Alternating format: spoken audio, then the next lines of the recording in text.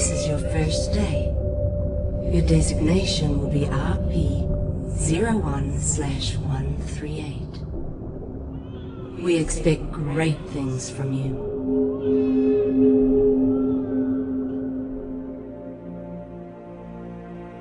You have been born into dangerous times. A sharp mind can be the key to survival.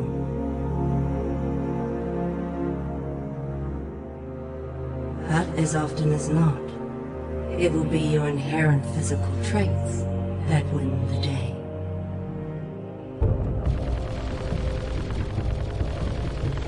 And in this regard, you will be superior to your more common brethren.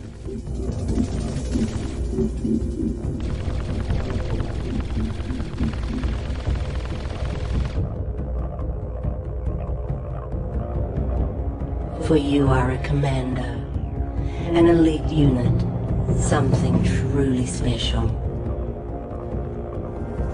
Your weapons, your armor, and most importantly, your brothers.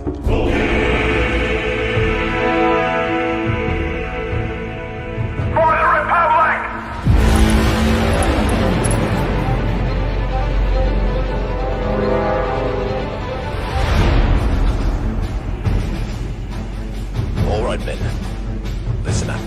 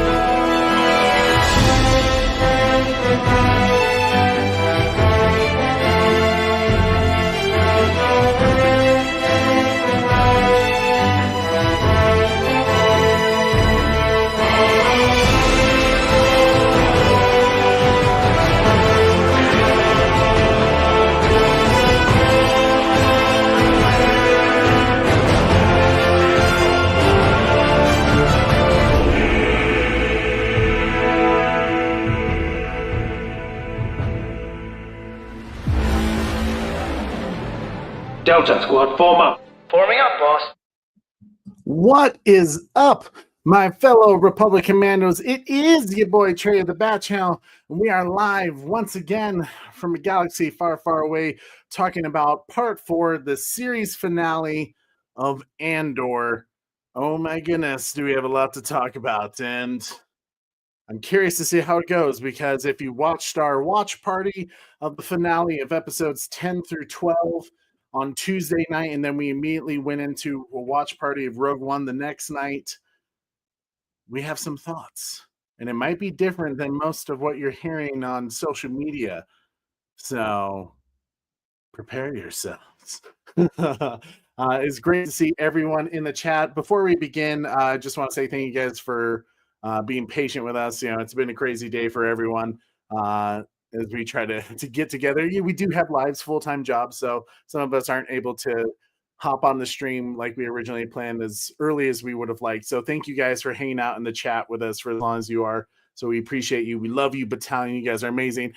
And without further ado, let's go through all the quick little pleasantries, like following us on one of our social media pages, TikTok, Instagram, Twitter, or X, whatever you want to call it, at _Bat Channel. It's a great way to get in touch with us, find out what's going on in our lives beyond YouTube, like my new little baby girl that was born a couple of weeks ago, little Diana, and some other great entertainment news. It's just really fun stuff that we get to post about that maybe we won't do a full video on, but It's a great way to find out maybe what movies coming out or how the box office is doing. So follow us definitely over there. And if you're over on Facebook at Holy Bat Channel. And of course, it helps us out so much, guys, when you smash that like, you share this video, subscribe if you haven't already, and hit that notification bell so you never miss an episode. Help us get to 10,000 subscribers. That is our goal, because we want to be able to do charity streams again. Super Bro, Corey, and I, as you guys already know, we did a lot of charity streams using your guys' super chats to help fund things like American Foundation for Suicide Prevention, Feeding America, American Red Cross Disaster Relief Fund. But YouTube takes 30% out of your super chats for themselves, and it wasn't going directly to the donation. So what Super Bro and Corey and I would do, because we felt like that was messed up of YouTube to do, we would put the 30% back in of our own money, and then of course add a little bit for our own donation, because we really care about those causes. To avoid that in the future, we got to hit 10,000 subs, and we can't do that without you guys spreading the word about the Bat Channel. So help us get to 10,000 subs. And when you hit that notification bell, you get to see all the really cool videos that we're doing on the Bat Channel, from watch parties, reviews, reactions, breakdowns of some big entertainment news like Toho's major investment in globalizing Godzilla. We talk a lot about different entertainment mediums for the Bat Channel. So make sure you guys hit that notification bell so you'll miss, and check out some of the other videos if you like our content. Helps us feel so good when you guys do. And leave comments all the way throughout Replay Crew. We want to hear from you guys. And without further ado, let me go ahead and bring out the best co-hosts I could ever ask for on the Delta Squad. My boy, Super Bro Corey and Co Jay. How's it going, guys? Chua! It's going good. Glad to be here. Thank you for having me. Yes, I'm excited to get this to maybe, you know, we've been hitting it hard with Andor, especially Star Wars lately, and I'm excited to kind of wrap this up a little bit with as we start to focus on something else, something new with the Bat Channel. Like Cassie, it's been Andor for the last 4 weeks, and 3 episodes release was kind of a crazy way to do it, and we'll certainly talk about that. So tonight's show, guys, is really going to be, we're going to break down quickly episodes 10 through 12, and then we're going to talk about kind of a quick season overview of what we thought about season 2, whether it lived up to the hype or what we think they could have done better, or what was amazing. We're going to talk about it all, to really just give in our thoughts about season 2 as a whole, and how we think it may have helped or didn't help Rogue One, which is easily the best live-action Star Wars movie that Disney has ever made. So stay around. We're going to be talking about some great stuff. Guys, general thoughts, just real quick before we dive in deep. Episodes 10 through 12. We talked about what we were hoping to get out of the finale. Did it deliver for you? No. I did not. I guess I'll say from the whole review thing, but no, it didn't deliver. It had the problem of, I feel, pacing. Well, okay, pacing issue. I felt like it was stretched out too much of things that were aftermaths or in between or right on the edge of something pivotal happening to show people why there's a rebellion, what the rebellion is as a threat to the Empire, and how bad the Empire is to the galaxy. I feel all the great stuff happened off screen. And with this finale leading up to Rogue One, I feel like the momentum it didn't match. It's like we had this pace of something big happening, and then Rogue One is like a totally different pace, and the motives and personality of the characters is a little bit different. Some things added more weight to things happening in Rogue One, but it just felt like a jump. I felt like I was watching a movie done by a different team and a series done by a different team. No offense to the great scheme of how things are threaded together. I just felt the template and the focus and the storytelling of Andor season 2 did not pick up from its predecessor, and it did not paved the way to the successor, if that's a word we call Rogue One. I mean, Darth Star Killer, episode 10 was the best of this whole season, and I felt after that one, episode 11 and 12 needed to be like high suspense, high stakes, and all that, but it felt like all the suspense happened later. Like they couldn't afford it, which is weird. I don't know. It's pretentious to me. All the sections were pretentious. Great characters and all that stuff, but they didn't flesh out the stories where they should have. I felt it should have felt like a whole Rogue One experience.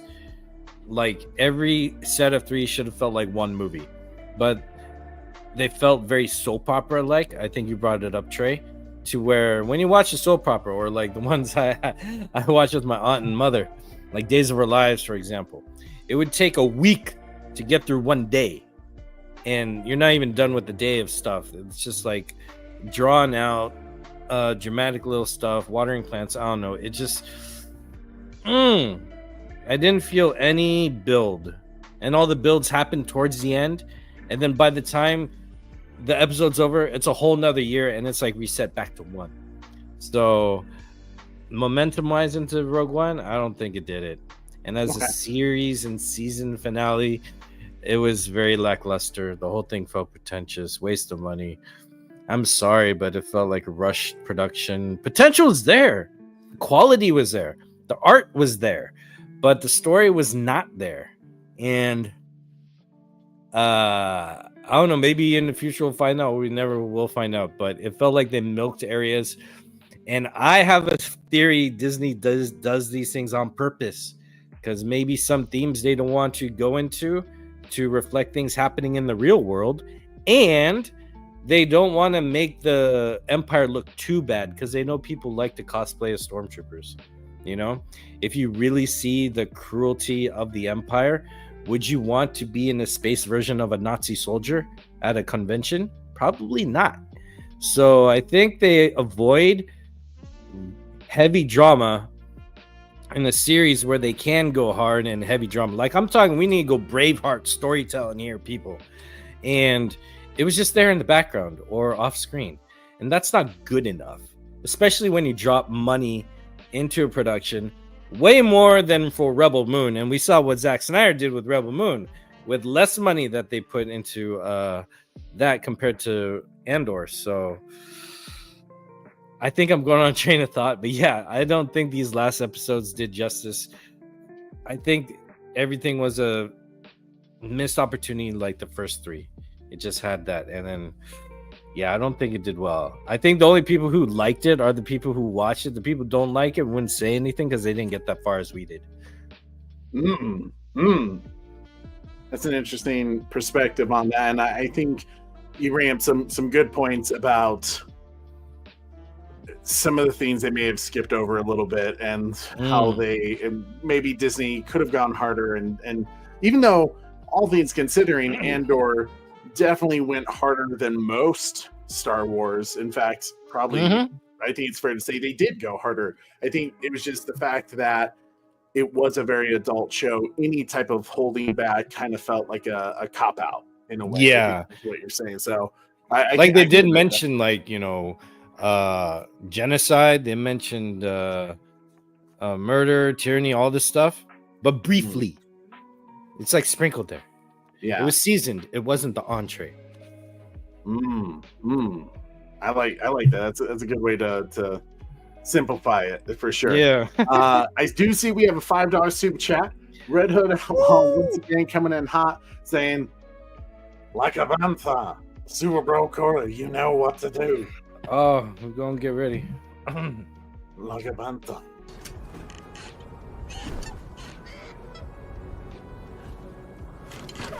Like a panther.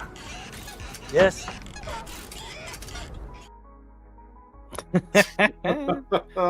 Oh my gosh, thank you so much, Red Hood Outlaw, always coming in with the like the bantha. We can always count on you. Super Bro, your general thoughts about did the finale deliver? Did part 4, this big moment of Andor, did it deliver you for season 2? Yeah, first off, I want to say thanks again to everybody for hanging out and holding with us. I apologize for being so late tonight. It was absolutely crazy day at work. A lot of things went just super crazy, super busy, and all the prep work that I had done for taking next week off to go and visit Trey and little baby Diana pretty much got undone with how busy we are. So I had to basically do a couple days worth of work last minute. So yeah, I apologize. Not a good excuse still, but I appreciate you guys hanging out long enough. So appreciate you again. Much love to the battalion. Man, I wanted to like Andor season 2, the last few episodes, so much. You could see it in our breakdown that we were really excited for it in the trailer. We had some things that we thought we might see. And the last 3 episodes, while some big stuff did go down, it didn't hype it up enough for going into Rogue One. Really, the way they did it, episode 12 was really just so fast paced, but yet slow paced, if that makes sense, because it was like there's a lot of stuff to do because like, oh crap, Rogue One is upon us, and yet we didn't set up the last 3 episode arc to make it a smooth transition into Rogue One. It was just kind of like all over the place, slow, fast, a lot of different things going on, but useless stuff as well. So it definitely didn't hit like I thought it should. The episode 10 was the better one, of course, with a big theme with Luthen going down. But on the flip side too, you know, they didn't. Well, what I've noticed as of, I'm going to save that for a little bit later. Actually, yeah, I'm going to save that a little bit later when we talk about Luthen's death. You know, absolutely, yeah. So yeah, that's kind of how I'm feeling about it, Trey. Okay, so it seems like for the most part we're feeling a little down about the finale. It wasn't quite as exciting as we were hoping, especially with all the big things. It felt like the climax, the big peak moment, other than what happens in episode 10. After rewatching episodes 10 through 12, it was clear to me that episode 10 by itself was the best episode probably of season 2. And I do think you could put it in that category if it's close to a masterpiece episode. Just in terms of if you look at it singularly, without all the rest of the season going on. I really think just like Luthen and Clea was actually, I think, kind of a secret gem of this show until episode 10. It became like very clear to me on episode 10 that Clea's character is as important as Luthen's character and is truly one of the badasses of the Rebel Alliance. So I was shocked by how in one episode they could kind of really ignite that thought, because otherwise she did just kind of feel like the sassy secretary that was kind of keeping Luthen, keeping him organized a bit. But it became clear that she was a force to be reckoned with, and honestly, she's kind of the continuation of Luthen. So before we begin in episode 10 and start breaking things down, Corey, can we say hello to everyone that's in the chat? Absolutely, buddy. We have the Butler. And I'm sorry, Butler, because he saw it and then he had to go to bed as well. So he missing. Hopefully he catches on the replay. Nine Lives in Hell here. Joker's Wild. Oracle's Clock Tower. Carrie Kelly. The Batman Hill Labs. Kaiji Crazy Craig Rowland. Hashtag Restore the Snyderverse Guy. Pred Alien. Red Robin. Nine Lives in Hell here. Red Hooded Outlaw. Atomic Kaiju 1954. Akio Lee. Bat Fanatic. Trevor H. Good Soldiers Follow Order 66. Kaiju Crazy Craig Rowland. Dark Jurassic. Star Killer Unleashed.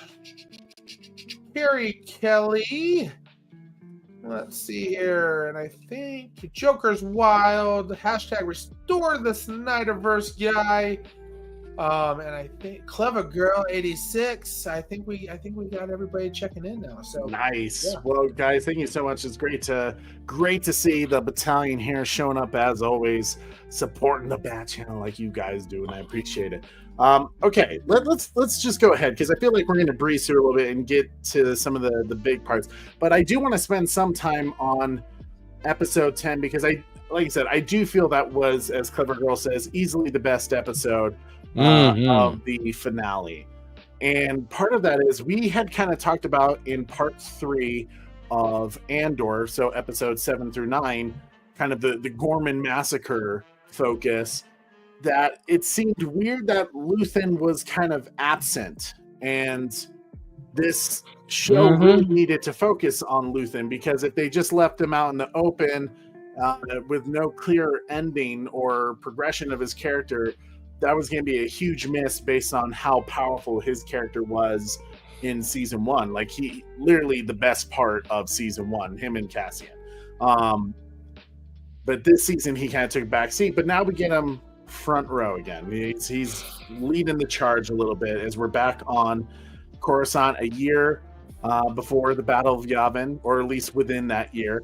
But we see that he gets a call from Lonnie Jung, who is his informant in the ISB, who's letting him know that everything they've heard about this energy project that the Emperor was working on has all been a lie, that they're building something absolutely horrible, the Death Star, right? And so it's great to see that Luthen, especially as this leads in and really projects into Rogue One, that Luthen had a major hand in facilitating that information to the rebellion to do what they needed to do in Rogue One, which saves us in episode 4, right? The thing that began the entire franchise.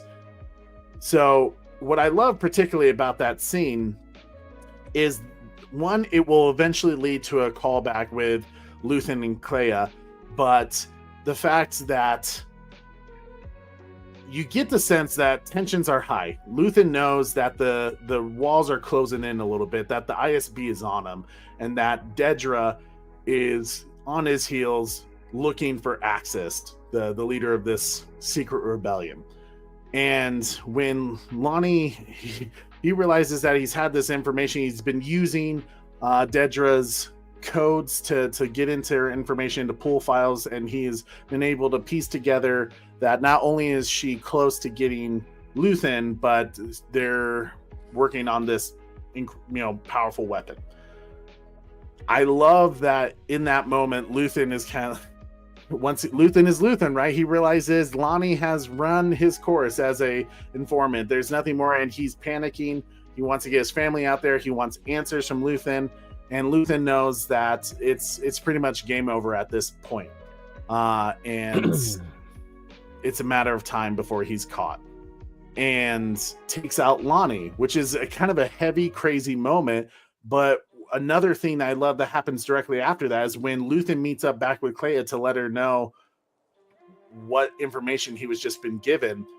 He tells her, like, hey, this is what I need you to do. I'm going to need you to go to our safe house and send out a message to the rebellion. Let them know that Galen Erso, the Kyber crystals, all of it is going towards a secret weapon that is going to be used against the rebellion. It's super powerful, and we're going to have to take care of it. He changes the plans. I don't know if you guys noticed this when we were watching, but he changed the plans. Originally, because she's been handling the comms this entire time, he changes the plan, says, I'll take care of the comms, you get to the safe house and deliver the message, knowing pretty full well that most likely he was going to be captured, so he spared her life. And I think that's been kind of a question we've had on our mind for a very long time, is what is driving Luthen's need for freedom and rebellion? Why does he feel like he needs to take down the Empire and give everything, his sacrifice for everything, to the rebellion? And what we learn is it's very much for Clea. Clea kind of becomes his adoptive daughter, and she is the person that he's fighting for the new tomorrow. You know, the thing that goes beyond the Empire, the freedom that they're striving for, even though he will not see that tomorrow. He won't see that sunrise. And I think you look at how they met. Sorry, go ahead. Yeah. Because you look at how they met. He was like a mud trooper of sorts for the Empire. Yep. Doing a slaughter of civilians.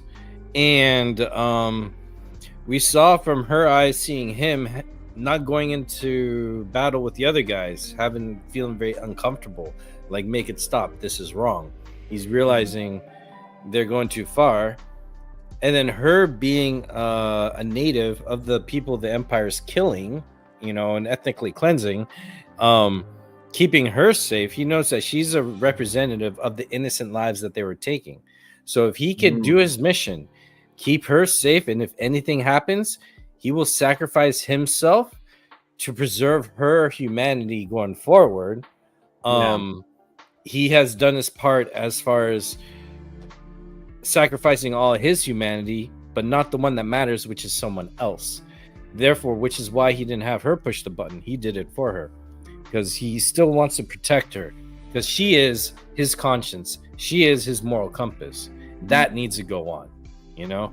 Otherwise, all the sacrifices are in vain. She is the freedom. She is his new hope that he found, and he doesn't want to lose that. So that's where we find out, he is a moral guy, even though everyone else is a pawn to get to the other side of the chessboard. Yeah, no, that's a great point. And I think that's what's awesome, right? Like, 'cause he is a very disillusioned soldier in that flashback with Clea. We don't know the situation. We don't even know where they're at in that particular battle that was going on. But what it does say is that he was a part of it, and he saw the fear in that innocent girl and felt responsible, you know, from that moment. Maybe he's guilty of, maybe he was the oppressor in that situation with his people taking out her people. Who knows? But it is clear that in that moment when he sees her, that when he's, as someone put it, frantic, when he's losing it, you know, he's panicking. In that moment, he's kind of able to hold on to one thing, and that is the protection of her. And I think he knows it's going to be a rough life. It's going to be a rough go from here on out. And I do love, throughout that episode of episode 10, you're seeing how he's raising her, essentially. They're going from port to port, camp to camp, to sell the antiquities that maybe they've stolen. They've somehow traded up each time to get to the stature that they eventually do as a high-class citizen, but they never lose sight of who the oppressor is. It's the Empire. And I love, cinematography wise, the director, who is Alonso Rizapalacios, something like that. They do a great job of always focusing on Clea's face and what she's looking at, and oftentimes she's seeing these horrible things go on, but she tends to focus on children, you know, the other kids who are in this innocent world and yet facing the backlash, the tyranny and the oppression and the power of the Empire, and seeing how they've become victims of it, you know, just of how they're destroyed. They're just, everyone's affected, and it doesn't matter if you're innocent, and, you know, even as innocent as a youngling could be, it's the most atrocious thing that the Empire could do. And as we saw on that one planet, when the Imperial's looking for the sniper person and they're just grabbing everyone, and they executed kids in that firing line, and you go, holy hell, you know, this is that huge moment, and everyone's fired up, and Luthen kind of tells her, hey, like, when I tell you to do something, like, if you really want to go down this route, if you want to rebel against this and fight against it, we have to be smart, we have to be intelligent, but not only that, we're going to have to be savage. We're gonna have to fight back and not look away when we see something awful. We're gonna have to be patient and take our time to make the moves that we need. And I love that, especially on that planet of Naboo. That was Naboo that they were on in that particular scene where going a little ahead here, but where Luthen is, he's teaching her how to fight back against the Empire, and it mirrors her. Like, you see everything he taught her or teaches her, it's mirrored in how she approaches what she has to do in that episode. But before we get further into depth with Clea, let's talk about the sequence that we've all been waiting for. Dedra finally gets her man. She finds Axis. She finds Luthen as he's starting to destroy all the transmitters, anything that could lead back to the rebellion and weaken them in any way. And they have a really great pissing contest between each other. They know they're playing each other in that moment, and you can tell it's a bit of an egotistical moment for Dedra. Like, she's like, I got you, but you know what? I'm not just going to send in my boys to go get you. I want to relish in this moment. She's been holding on to something for quite a long time to show this antiquities owner a special theme, which was what we saw from season 1, the Starpath unit, the Imperial Starpath unit that Cassian originally stole for Luthen. And I love that moment where she's like, here, see, it's the moment they both reveal who each other are. He even makes that comment when she asked him, like, is everything real in your facility here in this room? And he's like, there's only 2 things that are imposters here. And he was talking about him and her,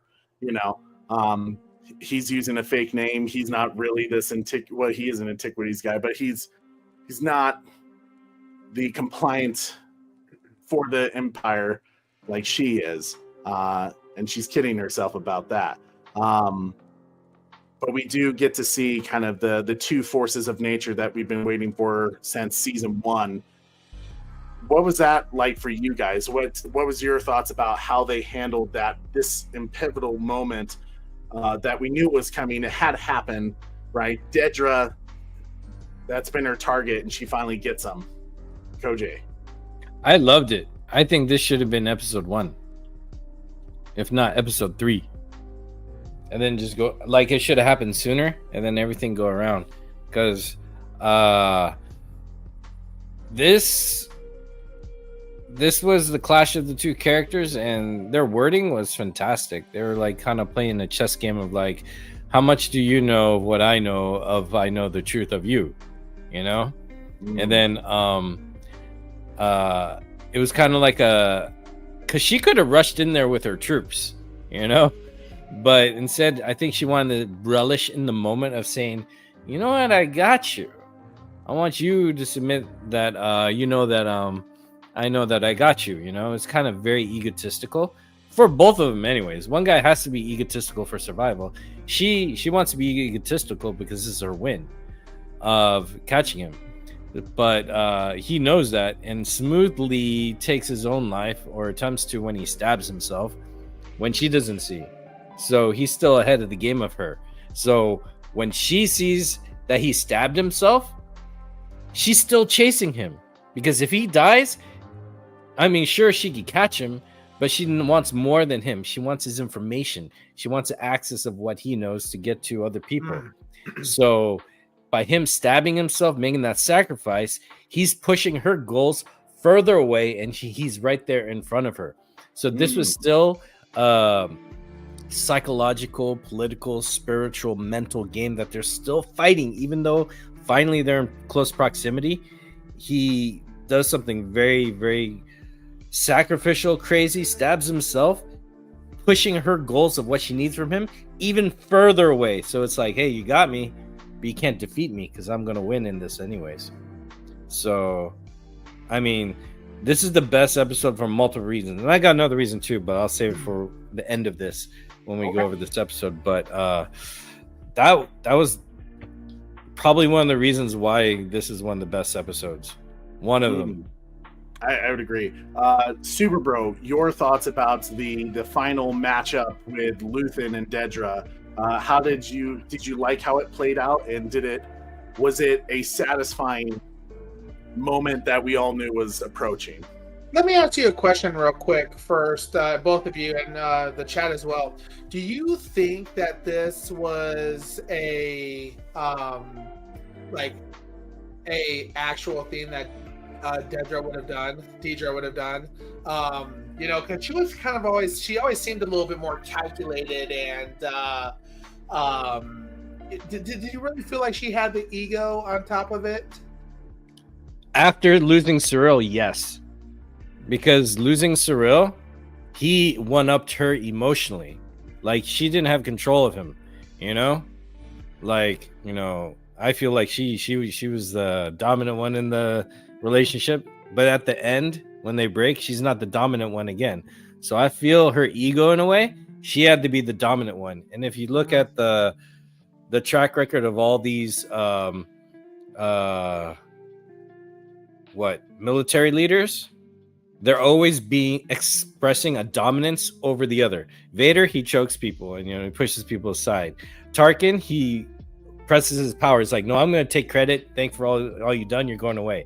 This other guy with the cape with the great voice, I'm forgetting his name. He again dominates her emotionally and all this, and then she's going to do the same thing because Cyril did that to her emotionally, and she didn't see that coming. And she needs control back, so she needs to do it to another male figure or another person, and this is her one time to do that, I think. So I do think it's strategic and egotistical, and I think she's in that headspace after losing her cabana boy.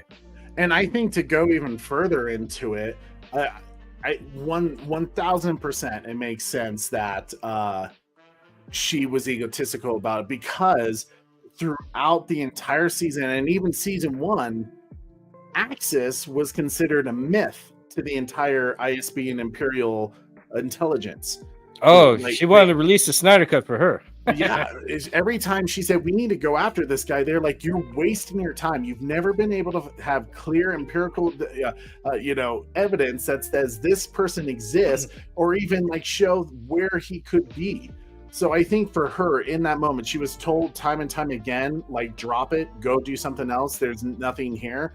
And I think the fact that she finally had him tangible physically there, not only was it a moment for her to be like, yes, I gotcha, but I think it was years in the making that finally paid off, and she was going to have a little bit of fun with it, and I think in that moment, it is her weakness, right? Like it's her downfall, it's her Achilles heel, that in that moment she wants to gloat, and she clearly underestimated Luthen's convictions on his beliefs that he wasn't going to go quietly, or he wasn't going to go willingly, I should say, and does what he does. So yeah, I think it makes sense. Sure. No, because the only reason I asked that question is because, like, you see, like in 4, 5, and 6, when it comes to anybody in leadership amongst the Empire, that, like, everybody, they do have their roles, but there's a timidness to what's going on, because nobody wants to be choked out by Vader, or like straight up killed and such like that. So, like, in some ways, when I see like people in the Empire break protocol and let their ego fly too much, I sometimes wonder, like, will this really happen? Because the Vader and Palpatine run off of fear. So yes, I could see, I appreciate the ego and wanting to have your rank progression and your growth within the Empire. But in some ways too, in the back of my mind, I'm like, if it's a big risk, like somebody who is as important as Luthen is, for her to go in by herself and break protocol, that was a, like if something did go bad, which is always a possibility, that Vader just straight force chokes me a little bit later, so I when I see those types of things, I do sometimes struggle with that. But that said, I do hear your points for sure, and I think the scene was needed. She needed her moment with Luthen and to catch Luthen. I just wish that we got more from Luthen this season. We got more of her chasing him this season versus all of a sudden here now in episode 10. We're right there, and you wanted to feel the walls closing in a little bit. Yes, we didn't feel the walls close in for Luthen. It was like, oh, she's there, you know, like what's going on, and I guess now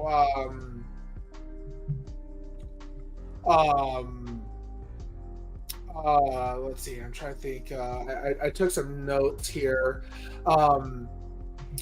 One of the reasons why I bring that up too is because I watched our season 12 episode breakdown on the Bat channel with season 1, and one of the things that you mentioned, Trey, specifically, is you wanted to see a deeper relationship on why Luthen sought out Cassian and made him, picked him. You know, he did flip the switch and try to kill him as well, but we never got that from Luthen. We didn't understand why they didn't seek him out. It wasn't smooth storytelling. So once again, we see here in this episode, while I liked what they did there, Deidre, we didn't. It wasn't great storytelling in the sense that we didn't see those walls closing in on Luthen. Like to me, as a matter of fact, all of us said in that season 12 review is one of the things that we wanted to see for our episode 2 was just them build on Luthen's role and specifically why he picked Cassian, you know, and just really dive deeper into him. So it was another miss from it. It felt like it's weird because pacing wise it was very slow, but all of a sudden it felt rushed. You know, like all of a sudden, boom! You know, he's dead, or he's stabbed himself, which I appreciate. I always knew that if he did get caught, he was going to do the ultimate take him out of play, take him out of play itself, because the needs of the many outweigh the needs of the few or the one. You know, very intense like that. So. I just wanted to see more from Luthen this season, and the chase, his relationship with Andor, like you had mentioned, Trey, but more specifically the honing in on Luthen, the walls closing in, and we actually all said that we really wanted to see that the Empire Strikes Back harder, more brutality towards the rebellion, and we did get that some, and I'll talk about that more. But like it was a towards a group of people for a narrative versus like actually feels like it was honing in on the characters that we were most invested in personally. If that makes sense.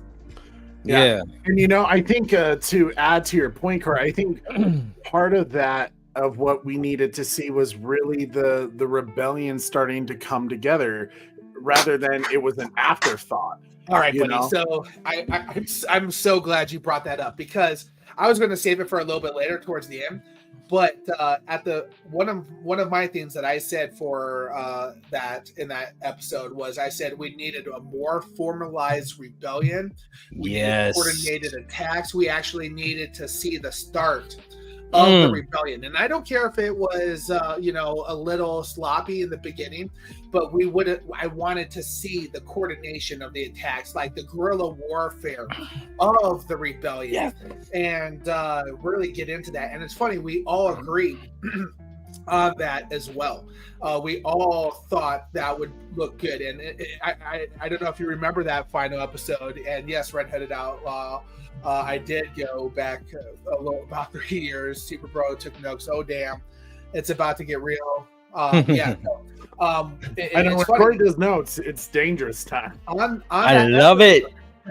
On that episode, Trey, it was you, of course. Koj was there. I was there, of course. Orc and Beans and our buddy Savage Bet was there. So Savage, I hope you're doing well, brother.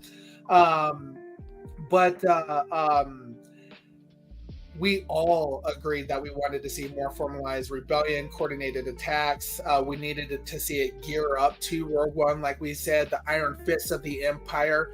And Trey wanted to see the pushback from and savagery from the Empire, the resistance form, and really get going.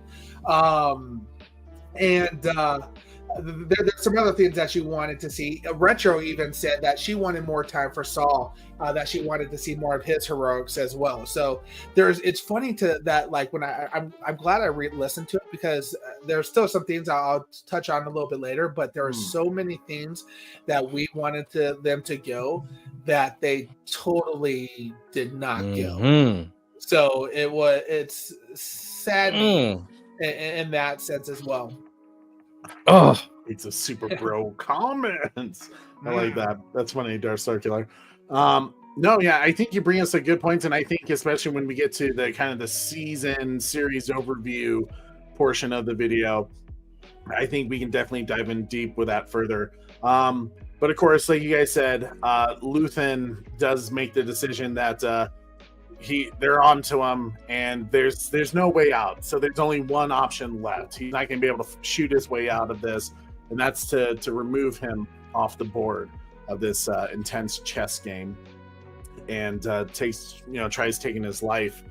And I love, like, this is once again a moment I love. That Dedra's reaction is the moment she kind of realizes her ego got the best of her. It's like realizing she was her own worst enemy. And this thing that she was going to go out even further, it was going to be her thing that, like, look at me, you said I was wrong, and here he is for you. I put him up on a platter for you. And her ego she has nothing now. She's like, save him. You got to save him. We got to keep him alive. And of course, Cleia sees that Luthen's being taken in, and that they're going to try to keep him on life support to hopefully be able to interrogate him at some point. And she cares about him not only because he was her mentor, but her father figure, and knows that he in a way deserves peace at this moment. So she's going to go in and take him out. And this is that beautiful scene that we see of how everything Luthen had taught her over the last 17 years was going to be used to infiltrate the hospital, to disguise herself as a nurse, to set up a distraction of explosives in another area while she takes out the remaining few guards to eventually take him off that life support so that way he can die peacefully. It's an intense and like tragic moment, because we know that Luthen's speech, his incredible speech from season 1, comes to full fruition, that he will most likely die before he gets to see the freedoms that his sacrifices make possible. And while it is a tragic ending, I do feel that it was incredibly beautiful, the moment they have with each other. And in a way, because of that, in episode 10, I agree with Super Bro. I really wish we had more Cleia and Luthen throughout season 1 and season 2. Yes, we got some moments, but Luthen especially was a gem. Like, he was easily top 3. You could even make a debate that he was more interesting of a character than Cassian for most of the show. I think that's the show's fault. Luthen, it almost feels like the show should have been called Luthen. But episode 10, I think, was easily the best. Is there anything else you guys wanted to address before we just go right into the next one? Yeah, I want to say episode 10 is what they should have done with the whole kind of series, because the wedding situation, you took 3 episodes to do that.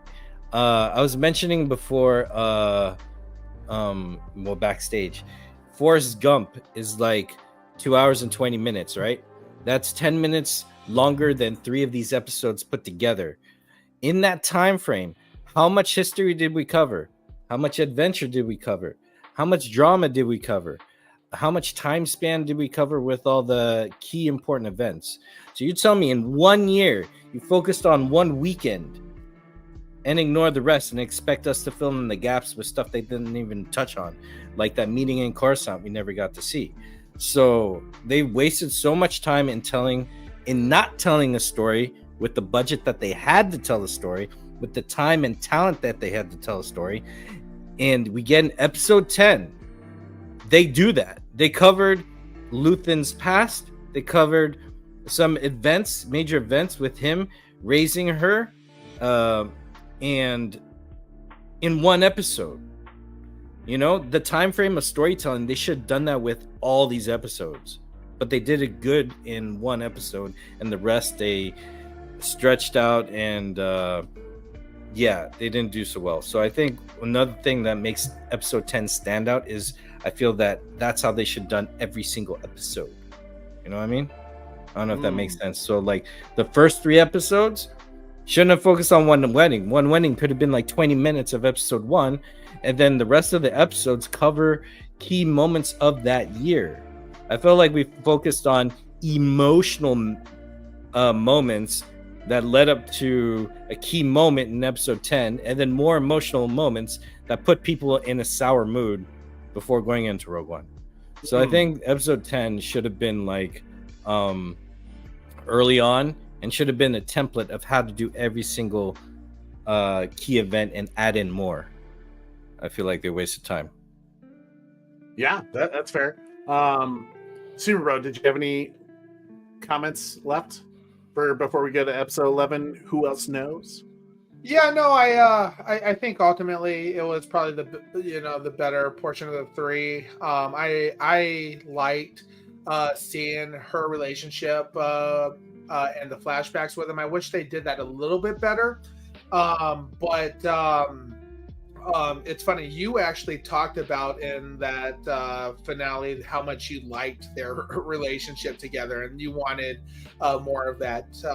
Would you say that this portion of the episode fulfilled that want for you, Trey? Not entirely. Like, I think there was more.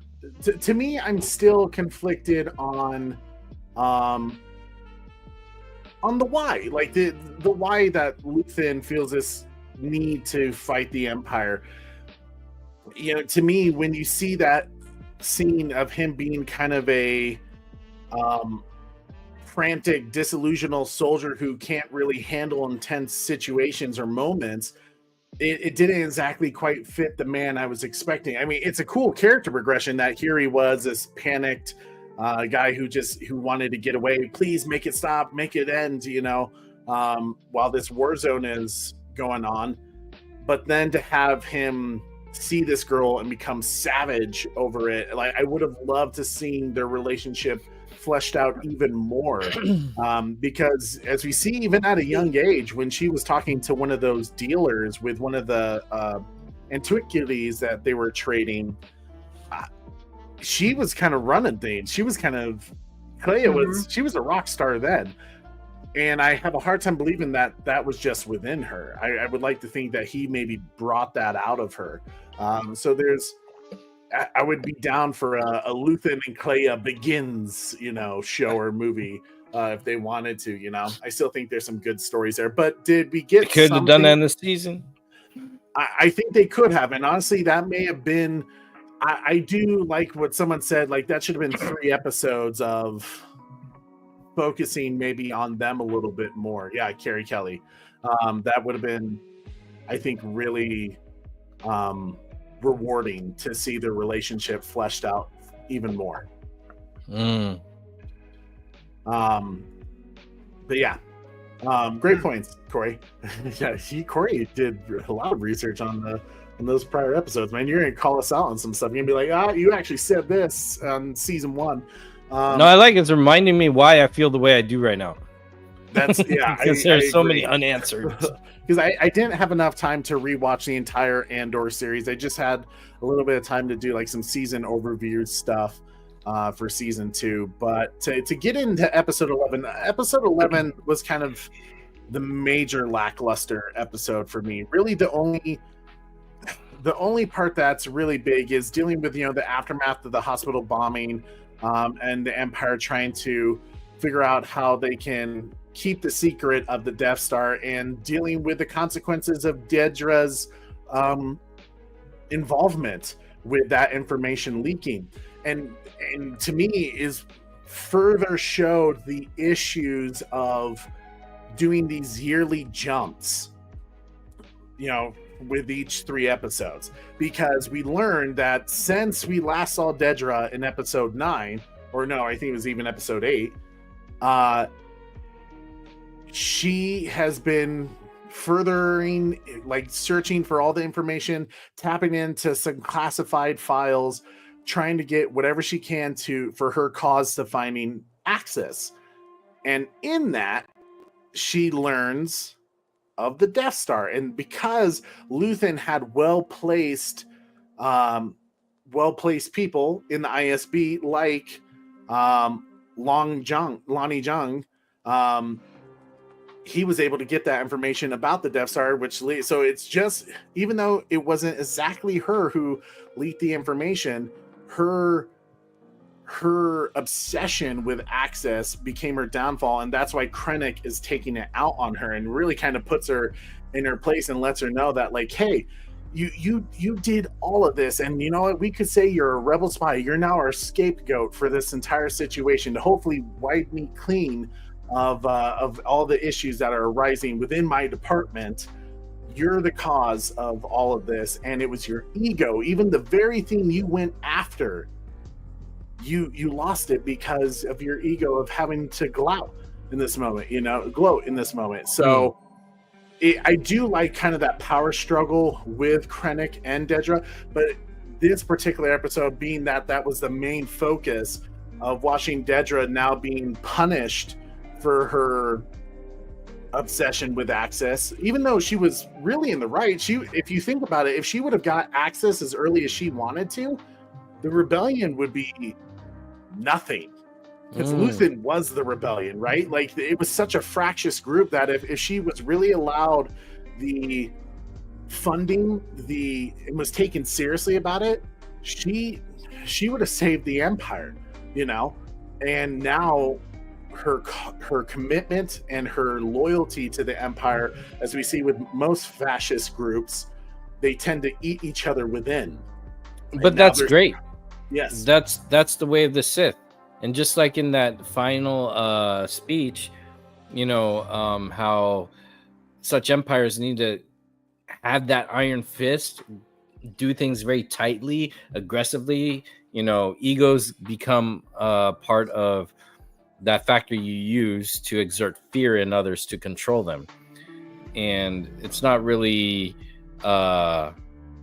it generates quick results, but sometimes it's a little reckless, sloppy. It's like trying to control wildfire. You really can't do it.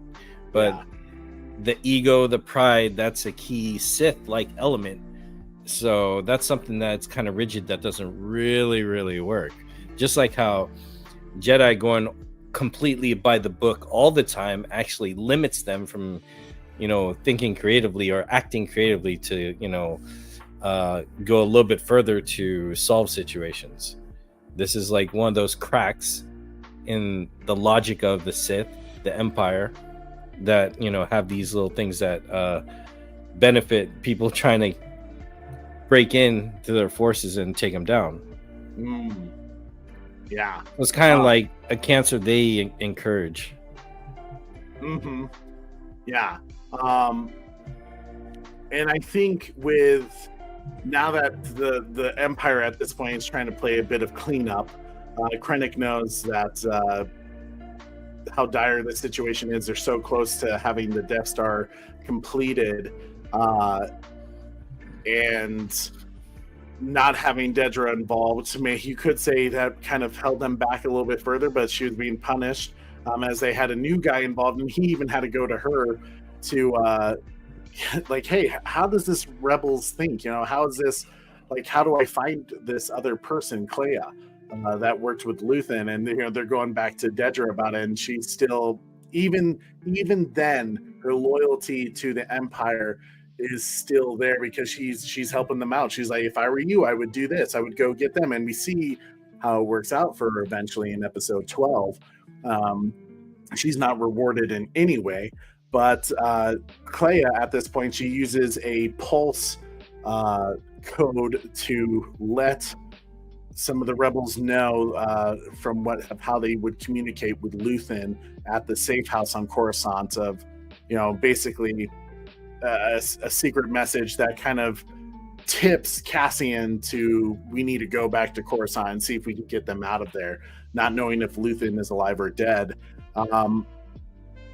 And that causes some issues with him and General Draven, because at that moment they're not allowed to leave Yavin unless if they're given orders to, because that's how the rebellion works now. It runs like a military. Cassian's not able to be the independent guy that's like, I leave when I want to. He has a boss now all of a sudden. And the reason why I bring that up, I'll bring it up again. If you watched our Rogue One watch party, it's important to know how Cassian and General Draven interact with each other, because how they interact with each other in Rogue One is completely different and unusual when you think about where we're at that time of Andor in the finale. Literally days, maybe you could say maybe a week before Rogue One. So it doesn't make much sense of how they work together in Rogue One. I bring that up for that reason. But yeah. So the supervisor, Hurt, who is going to go get Clea at the safe house, takes some troops over because they need to take him out, take her out, and luckily Cassian is there with some team, with a couple of guys to help out, including K2SO. And it's a little bit of an action scene that we get of what we're about to get in episode 12. But that was really it of episode 11. In terms of just raising the stakes, it was literally just Clea sending out the message, the repercussions from what Dedra did in episode 10, and Cassian going to rescue whoever is left on Coruscant. And yeah, that's it. That could have been done in like 20 minutes, maybe 18. Honestly, it could have been a continuation of episode 10 in there if they wanted to. Yeah, there you go. Corey, that would have been great. Yeah, Corey, did you have any thoughts about episode 11? I wish it gave more. Seeing the shakedown from Deidre, look at that face, man. She knows she messed up and everything like that. It's also just like dumbfounding to me how, like, they know that a rebellion resistance is starting to happen. I'm sure they feel it as well. The Empire does. So for them to like have like this lackluster once again troops and everything like that, it's always frustrating. And just to see something as important as what they're doing there, that what Krennic is having going on, have kind of like, it seems in some ways like the worst of the worst, like everything goes wrong for him. And it's a constant just issue there. So I enjoyed it in the sense that it shows once again a failure, and why Tarkin is like, all right, I'm fully taking over this, so it was good to see like another failure amongst him from them in that sense. Again, I'm trying to stay positive as much as possible, and then but like she as far as Andor trying to get her out, that was super frustrating. K2SO was a badass. I wish we saw more of him. But overall, a mid episode here. Yeah, especially right before the finale, it was kind of like, oh man, we're going backwards a little bit. I mean, after this, I gave up. Right.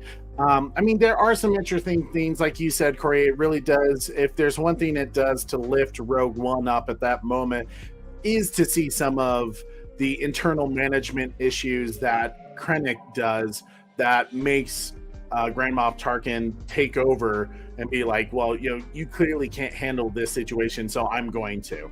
And I think we see that further even with Major Partagas. He's not able to even handle this situation. It gets away from him, and it does lead to a beautiful moment in episode 12. But I feel like it would have been served better if a certain thing happened, which I'll talk about once we get into episode 12. So episode 12, obviously, our Cassian and Clea and Pow, Duncan, they're in a situation. They're about to be attacked and try to be taken hostages, from the Empire. And so we do get a bit of an action-packed beginning of the ambush happening. But K2SO is a badass and is just taking people out, and I love it. I think it's great that we just see K2SO do his thing.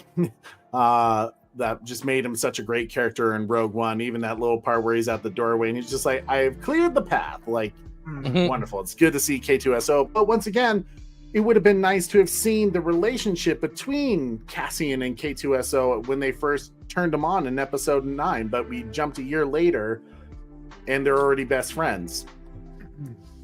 Kind of bugged me a little bit in terms of storytelling.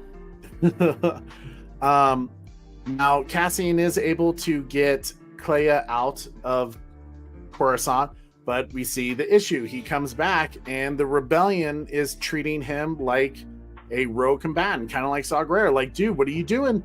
You shouldn't be here. Like, you weren't told to leave, and now you've jeopardized us all. And Cassian kind of comes out and says, do you have any idea how important this person is and what the information I have for you is going to do for the rebellion? And we do get kind of a cool moment in Saw Gerrera and Mon Mothma, which is kind of similar to a scene that you get in Star Wars Rebels season 4, I think episode 1, where you can tell Saw Gerrera is kind of off doing his own thing. And I think that would have been wonderful to see. We kind of know that. If you watch all the Star Wars content, you see Saw Gerrera in Star Wars Rebels, you play the Star Wars Jedi Survivor game, you start to build up the knowledge of like, okay, what's the big issue with Saw Gerrera? Yes, he's doing drugs technically, and he's a bit of a loose cannon, but he's been a force to be reckoned with. Obviously, the Empire is struggling, and he's becoming a problem for the Empire. But here they are like, hey, we're trying to help you. And yet what you see is the rebellion is they're too young of a rebellion. They're not confident yet. They believe, the leadership believes that they need to make calculated and coordinated strikes against the Empire rather than Saw Gerrera just kind of raising the tensions, and the rebellion's kind of like, we're not ready yet. And in a way, what that does for me is it kind of just shows that Mon Mothma, in a way, and I know this is going to sound awful, but Luthen's trust in Mon Mothma to be the face of the rebellion was kind of misplaced. She really doesn't lead. She's a diplomat, even in the rebellion. She's trying to play nice with all the leaders on that council who disagree with her or doesn't fight back because they're scared. All these things. That's another thing I feel is a missed opportunity by doing these jumps and not focusing on the right things. I feel we would see her leadership because we see that in Return of Jedi. I've seen that with the Dark Forces Kyle Katarn original story of this, and that's an injustice to her character. She is a leader. They didn't show it. Just glossing over certain moments, because. Again, Star Trek has a little bit of this, but Babylon 5 has a lot of this of political leaders, people like Mon Mothma. So they have a character called Delenn. She's an alien. She is very Mon Mothma is very much like her. Now you see how they do their job. That scenes like that I was expecting in this. And then you see more of because the thing is, if they do focus on those people, they would be focusing on other. They would focus more on what the Empire's doing that's bad, why they're so bad, why probably people again wouldn't cosplay as them if they found out when they knew. But because you saw all those people around the table, all those leaders, that's a lot of story. That's a lot of history. It's like what, 4 years? This show robbed us of seeing all the trials and tribulations and tough calls and planning that they had to do. We just saw one argument or, rough patch or whatever. And I think she does have it. The show just didn't show us that. And that's a failure on the show. I'm like, I believe on Mon Mothma. So she is that. They just failed her. I don't think she's a failed leader. It's just the fact that she is in a rut or has to negotiate with the other leaders. Notes history of butting heads, history of making calls, history of making the wrong call, the right call, or an opposing call, and this and that. They robbed us of that. Again, we see things of the aftermath and things happening off screen. So because it takes a lot to do that. I follow a lot of crises going on in the world, and there's a lot of things happening on a weekly basis that's monumental, that's storytelling worthy. And for this just to focus on a weekend once a year, that's the show's failure. Again, I don't think that's on Mon Mothma. I think that's on the show. And yeah, I think you're spot on, Koj, because because look at that picture you have below you. That's a lot of history there. Yeah. Getting to those seats and getting those people safe to be there, and the fact that they do this regularly, that's a lot of story that they robbed us from. And instead, we saw people watering plants and having tea and talking like, I miss so-and-so. It's like... Yeah, there is a lot of soap opera drama that is just added to show, look at the emotional complexities of these characters rather than being real substance of information that is kind of important to really let us know where we're at, because you do need that. You do need to see why Mon Mothma is having to play this diplomat in the rebellion, and that there's not a real... Now, granted, we talked about this during the watch party. I don't expect the rebellion to act like the Empire where there's a central leader, but I do expect to see someone take charge, and especially someone like Mon Mothma, where we're literally... Cassian's giving them this information about, hey, the person we rescued worked directly with Luthen, who has been the one that's provided us all this information about about taking down the Empire, and now he's died with this information about the Death Star. That's why he stayed on Coruscant for so long. And I just love the fact when he says this very powerful quote where he says, I'm not going to stand here and listen to the people tear him down. People have given a fraction of his sacrifice to this rebellion. And I think that's it's such an incredible moment, because, and this is the part that it angers me a little bit. While it's this is where I say, anyone who's just like, hey, you're Star Wars haters, we even got Star Wars shills. That's the silly of YouTube. We get it all. Yeah, we're getting hate on both sides. You just can't have an opinion on anything anymore. I tell all those haters and over lovers, actually watch our show. Don't come in the end and the beginning and be like, right. I just want to leave that out there for the universe. Yeah. But here with Cassian, he had a strange relationship in season 2 with Luthen. They were not on the same page, I would have liked to have seen their relationship fleshed out more. I would have liked to have seen the resentment, the arguments they would have had, because in this moment that Cassian fights for Luthen, it's kind of a powerful moment, because it's kind of a little bit of reconciliation for Luthen. He says, hey, I amongst all of you, maybe Mon Mothma knows him a little bit too, but I know him really well, and I disliked him, and I'm telling you, this information he gave us is good, reliable source of information, and we need to take it seriously.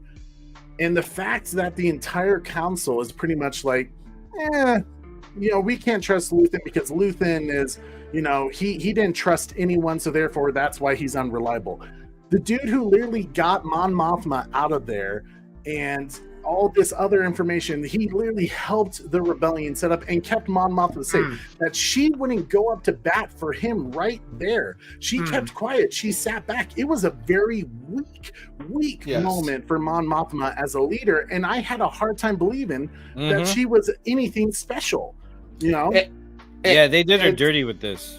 And I think the reason we're upset is because Mon Mothma, I said Mothma, not Mothra, as much as I want to say Mothra, she's known in Star Wars for her strong leadership, her,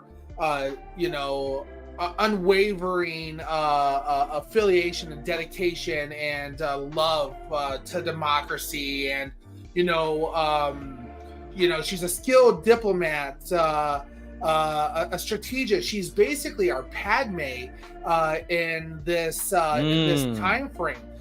She's calm. She's a measured leader, and she's a trusted figure for the Rebel Alliance and New Republic. So it's like, why, if she's such a strong, we know that she's a strong leader, why would they not show that to us? I'm like, especially after what we just saw.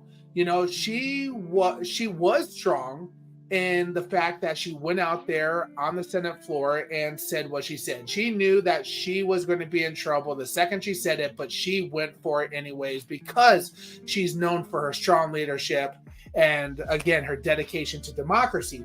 Yet we see in this episode I kind of conflicted, held back and reserved. Like, it wasn't a calmness there. She wasn't leading. She wasn't being that strong leader that we're used to seeing with Mon Mothma. And absolutely. One of the things that she was awesome about was that she was, had that diplomacy and negotiation, but she's also, a super strategic thinker as well. She was able to anticipate the moves of the Empire and everything like that. So it's like, with her relationship with Luthen, even though he seems to be like they're making, people are making him off as this crazed, guy, it's still enough information, especially with Cassian being there as well, that this should have been taken more seriously. Yeah. And if anything, it's kind of that funny thing about like that famous quote from Batman v Superman, where Batman says to Alfred, if there's even a 1% chance that it will happen, that we have to take it as an absolute certainty. They just heard that there's a secret weapon. They know how evil the Emperor is. And she literally tells them, she's like, that secret energy project, we never got like the schematics or the details behind that funding. She literally proves the Emperor is being suspicious about it. That should have told her enough to be like, I'm going up to bat and saying, no, Cassian's right about this. You guys need to listen in. That would have been her in character, and actually would have been her in Cassian's quarters talking a little bit more instead of Benjamin Bratt as what's his name? As Bail Organa. Yeah. But not But even let that. alone, Bail Organa saw what the Empire, and specifically the Emperor and Anakin, did to the Jedi Order. Right? He would be on their side. They killed the youngins. Absolutely, they're not afraid to destroy a planet. What they saw, that how they destroyed the entire order, he should have every, possibility of, like, if that's intel that sounds like it may be a theme. You need to investigate it. That it was everything from that we saw at that table, especially with how trusted this leadership is, that this was a huge failure on their part for not taking and even from a let's say there was some doubt in their mind, from a due diligence standpoint, they needed to look into this matter at the bare minimum. Like they have a thing that could kill an entire planet and kill mass numbers of people with the push of the button. Or you better believe I'm going to look into it, especially after I just saw all these younglings and kids and everybody from an entire order be destroyed and consistently being hunted out as we speak. You better believe you better take every single threat as a credible threat. Yeah. Well, almost like Disney rushed it and then they just forgot to look at their own movies that they own. Right. Well, to even have the scene right before we saw Guerrera, where there is an Imperial fleet on Jeddah doing stuff. They know that. They know Saw's on Jeddah. They know Saw is fighting Imperial forces and that there's a Star Destroyer near that, hovering that planet. When you have Cassian show up and you don't understand why the Imperial forces are taking Jeddah so seriously, why there's a presence there, and then you got Cassian saying they're on Jeddah taking the Kyber crystals for the weapon. You wouldn't go like, okay, hold on, that dot's connecting, there's something going on here. So that's one of the details of episode 12 where I really start, to me, episode 12, while episode 11 didn't do really much of anything other than show the repercussions that happens to Dedra and how it leads to, the rebellion know about the Death Star. Episode 12 does the most damage to Rogue One as a whole, that it's and that's the episode that's supposed to lead us directly into it. And now when we did our Rogue One watch party, we could clearly see there was a ton of issues there, because I talked about this during the watch party. My biggest issue I had was Cassian. He gives that speech and says, none of you have any backbone. Like, you cannot, question Luthen's loyalty. He sacrificed everything. I didn't even like the guy, and I'm sticking up for him. He's doing that. They deny him. They say he's full of shit and tell him to leave. That same thing happens in Rogue One with Jyn Erso. When she says, my father, Galen Erso, he had secret plans. He didn't want to work on the Death Star, but he has a secret plan that's going to help us destroy this. And everyone's telling her she's full of it. But yeah, it's like they copy paste the situation for no reason. Yeah. It's like they need a situation where one person has belief and everyone has a doubt. It's like a common scenario they just copy paste. Exactly. And it's so maddening because you see, and it's days before, right? That's the thing. You realize it's days before this happens. Cassian was in the same situation as Jyn Erso, and he chose to do the exact thing that the rebellion leaders told him to do, which was, you're full of it. We're not doing it, And he doubts her. Now, granted, you could say, well, Trey, he never pulled the trigger and killed Galen Erso.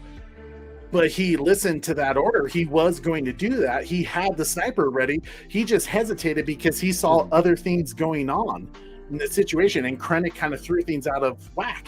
But he went there with every intention to follow an order, which is weird enough for Cassian in the first place, especially from General Draven, who he doesn't even like, who's been in constant headbutting with about, hey, Draven, don't tell me what I have to do. When I leave for a purpose. I'm on a secret mission or some shit like that. And then all of a sudden, should have been an extraction mission, not an execution mission. Exactly. Yeah. And that's what you know. And we even talked about that in Rogue One, right? Where how it made no sense. They knew the Death Star was built. Cassian had no reason to kill Galen Erso. At that point, you do extract him and see, if anything, interrogate him to find out information about the weapon if it has a weakness. What caused the rebellion to be so untrusting of any intel or source that they get? Like that would have been good storytelling to cover. Exactly. If you want to make them the rebellion so skeptical about everything,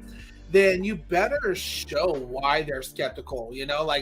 We should have seen, the Empire's leaving traps all the time for us, and we're losing good men like that. So, okay, now that you're being skeptical makes a little bit more sense. But let's work it about it and making it more into a spy side of things. Let's send our number one guy Cassian to investigate further, and Cassian goes and does the work. Like there's no reason to be so distrustful as the rebellion goes. Or tell a story where one of the have to be council members betrayed him too. Why they don't have a seat? Yeah, I get that they have to be careful, but like, it didn't make sense. It just tells you the rebellion was very mousy. Like they didn't throughout the entire Disney. Throughout Star Wars, what we're starting to realize is that the Empire, the rebellion really did play mostly a running game. And they were really, most of the time, it felt like they were forced to their attacks because certain rebel individuals decided to force their hand into an attack, right? So it's kind of, you really start to see why the rebellion, in a sad way, is they're just not great. They weren't managed well. It was really Han Solo, Princess Leia, and Luke that really became the all-stars on that team to lead them to victory. And they got lucky. That's very weak. Yeah. Oh, and I do love what Trevor H says here. It would have been great to see why they distrust Luthen. Yes. Maybe he took out one of the rebellion leaders and didn't give him a reason. He found some information that maybe said that it was a spy, a plant in there, and maybe Luthen was wrong. There needed to be some reason. It makes sense.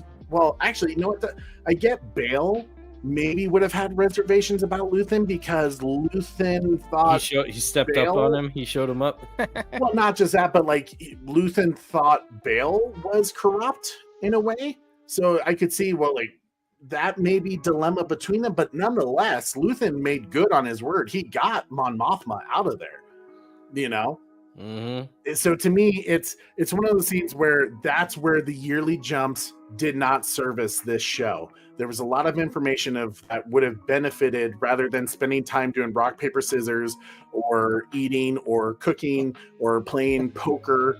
Or whatever dice game they were watering playing. The plants, watering the plants, a tea, or the fact that Mon Mothma has to go to her cousin Vale and say, "I need you to talk to Cassian." That doesn't show leadership in her. That shows cowardliness.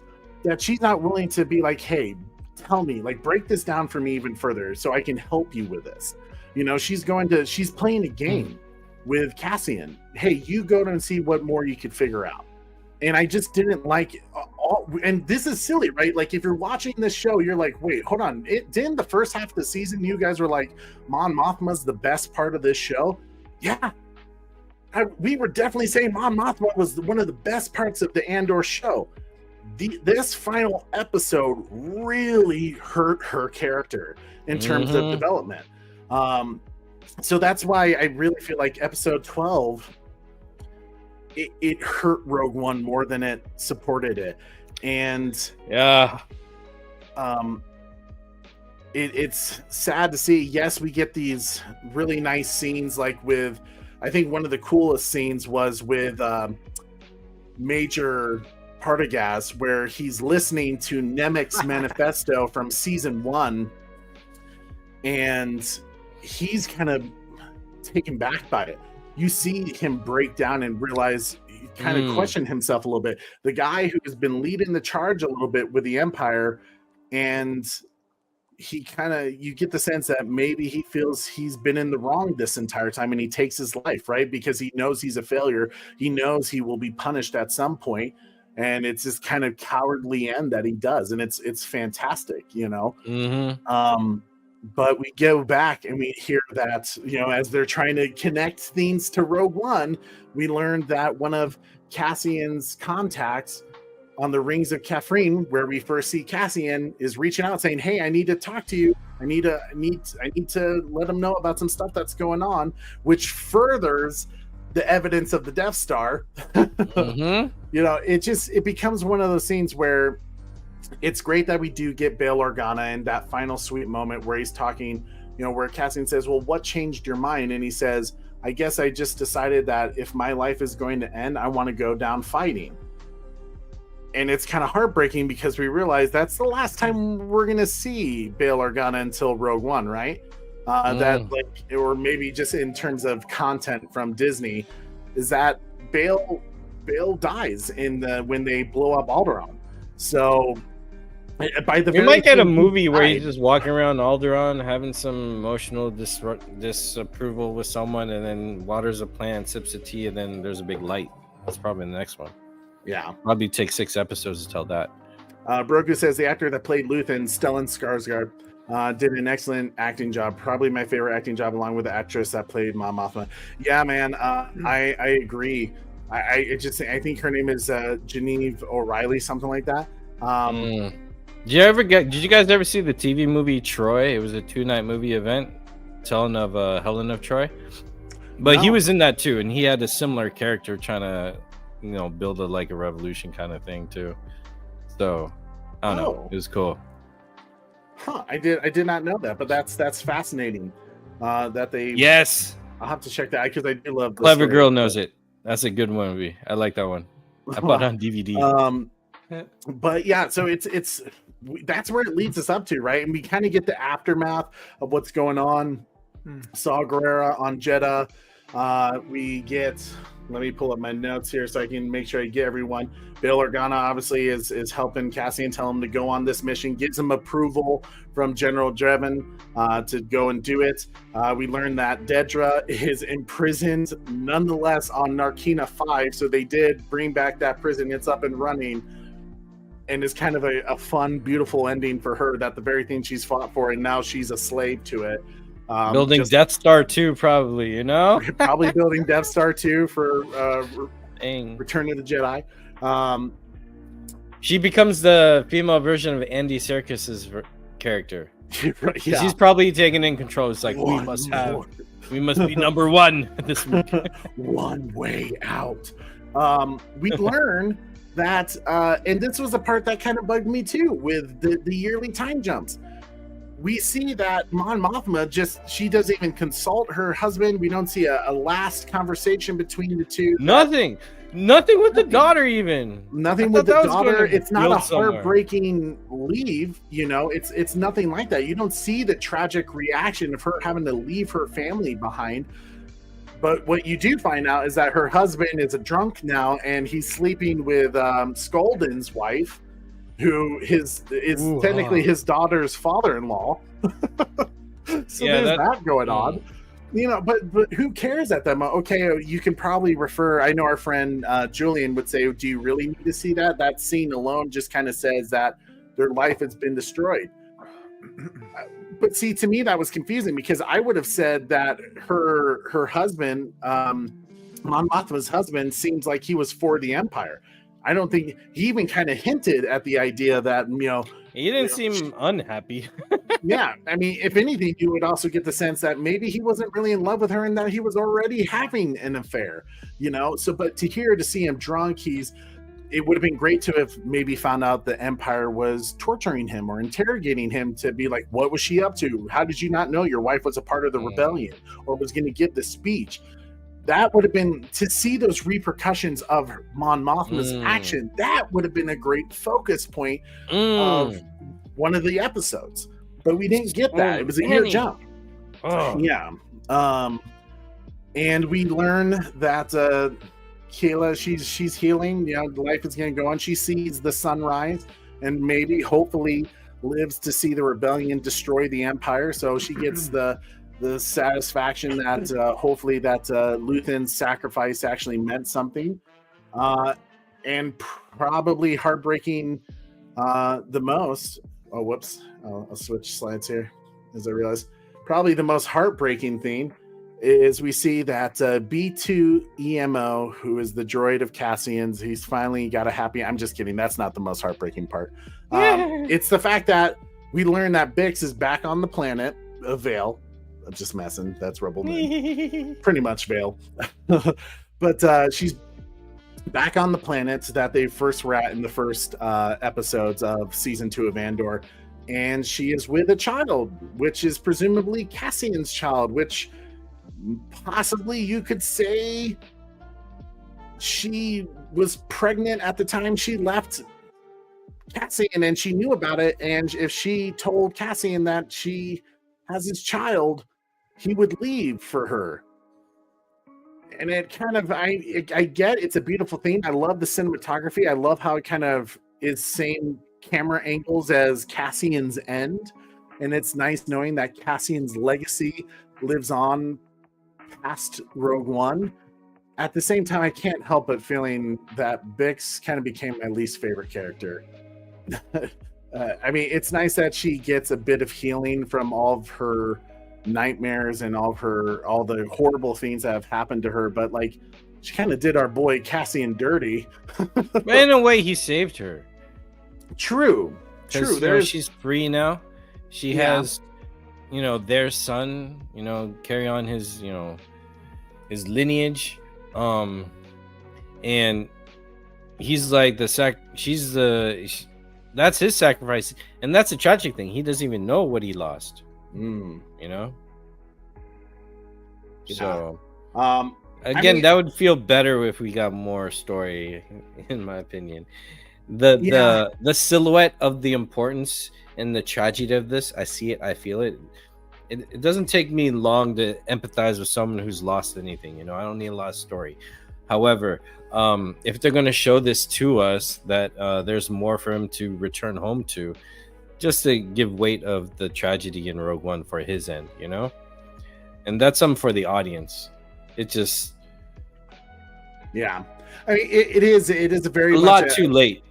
A tragic theme between them that if there is something to do with her character, I don't agree with some people who are like, you should have just left her kind of missing like Cassian's sister, which I did hear that Tony Gilroy said that was always meant to be a void that Cassian could never fill, that she could be somewhere out there, or she could be dead. Like, the audience doesn't know because that's real life. I do appreciate that type of groundedness and realisticness. And it is really nice knowing that the thing Cassian is sacrificing for, the tomorrow that he's fighting for, is the tomorrow for his child that he's not even aware of. There is something tragic and beautiful within that. So overall, I'm glad that Bix showed up in some manner. It does tear me apart a little bit that Cassian just never knew that he has a child out there. But saving the galaxy, you're saving lives, and he saved his son and the mother of his child, his lover, without knowing it. So that's good. That's more weight of the need of being a hero, because when you do things that save people that you'll probably never meet, that's huge. And this is also a beautiful way to show why we do heroics like this, or why heroes go on such journeys and make such sacrifices, whether they know it or not. And it also shows how heroic Bix is, because if she wasn't pregnant, she just left just so he could focus, I think that'd be kind of weak. Because then, when I was in love before many years ago, when we were together, we were strong. But if you have to give up a job to take care of family, and then that job is very important, you need to do sacrifices. Like the soldier or the business person has to travel for work to preserve for the family. He's got to leave, or she's got to leave, so he can do his job to save the day for everybody, and then come back when you're done. So that makes her heroic in that regard. I agree. To me, it does. I think we felt like it was kind of a weird cop-out in episode 9 when she leaves him and leaves him the message. Because to me, like, she could have told him that. I didn't believe in her reason for leaving at that point. Like, it didn't seem obvious, like a good enough reason to be like, hey, you need to keep your fight, when his fight was for her. Like he was in it still for her. I never felt like Cassian really held the spirit of rebellion within him, like the oppression against the Empire. I always felt like, in a way, he cared more about his family and the people he loved, his friends, over himself. Like, I don't think he really had the need for rebellion. It was more for his friends. Which is the failure of the episode of season 2, but this actually made me dislike her even more. Like, she was clearly pregnant at the time that she left, or about to be. You find out that she was pregnant, and she probably felt something was up, but still, she leaves, and she doesn't reach out to him that he has a child, because she's clearly not in the fight anymore. She's off on Velt, enjoying the sweet life on there, harvesting grain, and holding her sweet little baby. And here Andor has no clue about this kid. We don't believe that she ever reached out, because if she did, I bet Cassian would have been like, all right, I'm out, like you said, after how this season ended. So I appreciate that his, like Oracle said, knowing that his legacy lives on. But in some ways, I'm annoyed with Bix because of that, how she left it. And honestly, I think maybe like the thing that could have been tweaked, and I just thought about this as you were saying, Corey, because in the end, like if I had to get a scene with Bix about where she was at and what happened to her after this, because I would have been mad if they just left it open-ended. To me, this is the perfect way, but I think the execution could have been a little different. I think it could have been a bit of a time jump after Cassie, maybe a post-credit scene, if you will, where she knows what happened to Cassian. You get the sense that it's all present with each other of what's going on in that timeline. I think if she was aware that Cassian gave his life to help the rebellion get the Death Star plans so that they could destroy it, and that it's after Return of the Jedi, that she could tell her child, like, let me tell you about your dad and what he did for the galaxy, so that in some way his sacrifice is known, that his child is aware of who their father is. It could have been maybe something as a nice little dovetail of like to show, because what the hard part for Luthen is his legacy, he's kind of forgotten, right? He's never addressed. He doesn't get a medal. He doesn't get a statue that says of all the sacrifices that Luthen did to save the rebellion. Yes, there's Clea who can talk about his story and what he did for the rebellion. Mon Mothma maybe could mention him, in her political speeches, but no one will really know of Cassian and everything he did.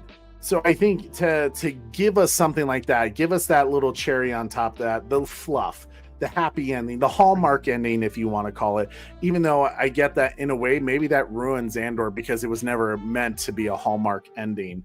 It was meant to be hurt, a bittersweet kind of thing. But maybe the sacrifices of the rebellion. Yeah, what do you think about that, Corey? Does that fix it for you if she sits down with her child and says, like, let me tell you the story of a brave man? No? Okay. Yeah, no, and Andor Cassian needed to know about her kid, and she's, yeah, it's like Brogy said, it was selfish of her. She's so selfish. Like, not only did she leave to take care of this baby, but she also never told Cassian about it, because she wants the rebellion to continue. She doesn't want Andor to leave. She knows how much of a key player he is in it, so it's just easier not to tell him at all that he has a kid out there, because I think Cassian would. I think what would have happened is we should have seen some reconciliation between him and Bix. Bix hits him up and says, "Hey, I need you to come to Velt." And he goes there, sees that he has a kid, and that re-sparks the fire within Cassian on what he's fighting for. He's not, yes, he's fighting for his family. So, he needs to protect his kid, that now the fight makes sense. Yes, he might die, but he has another, spark in him to do something, because maybe something happens. He sees injustices like he saw in season 1 with Ferrex, and such like that. So it would have been a great, spark into his, reason to be a part of this rebellion.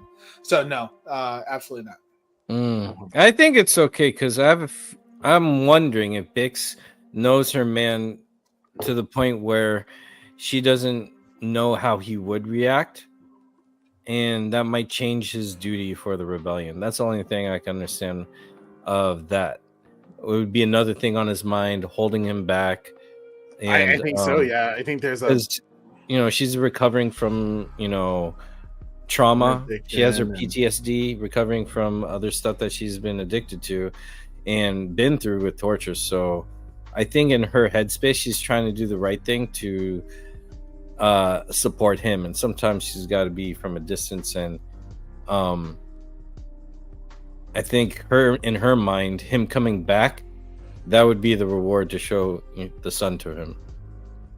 But I think it's because a lot of people don't give us men credit, or maybe they do. We like to fight for something. We like to stand for. We would like to know. All of us men would like to know. Mm-hmm. But a lot of times, some of the women in my life have told me stuff later because it was in the right time with how I reacted. And sometimes I agree with them, but looking back, knowing myself, I'm like, actually, yeah, because the thing is, we go all in. We're like, what's wrong? And sometimes a good woman who knows us well can know if that is a good thing, and a bad woman would know if, or who's not good with us would know that we actually know that, so we can go there. So I think she made a judgment call based on her relationship, knowing and loving him. And this is another thing that I think the show failed to see, because if they showed more over the time span of what they covered, I feel like instead of some of the dramas, we could have had like maybe 2 minutes of tender romance and beautiful moments between Andor and Bix to understand the relationship, to understand why she made that call too. Again, they failed us in doing that because, like I said, Forrest Gump covered a whole lot of things in his life. Yeah. This show had so many hours to cover so many things that happened in so many years. We do get some of it in like the things where like he's trying to but not enough. In episode, otherwise we wouldn't have this part conversation. 3, we get a little bit of them on Yavin, and she's healed from her addiction, and we do get a bit of a romantic moment between them. But I think you also see a little bit the arguments, where she forces him to go see the force sensitive person. There's some of it there. He's a messenger. But even that took too long. But that is important. That's a good example. But I just feel like we could have the show has done such a phenomenal job with having great speeches and great moments of why we're fighting for the rebellion, why we're fighting for the resistance. So I feel like if he had that follow-up moment with Bix, that would have been we could have had I pulled it up just now, a Red Dawn speech, where Jed's like, I'm going to fight. Now this is easier for me because I'm used to it. The rest of you are going to have a tougher choice. And he says, look, I don't want to sell it to you.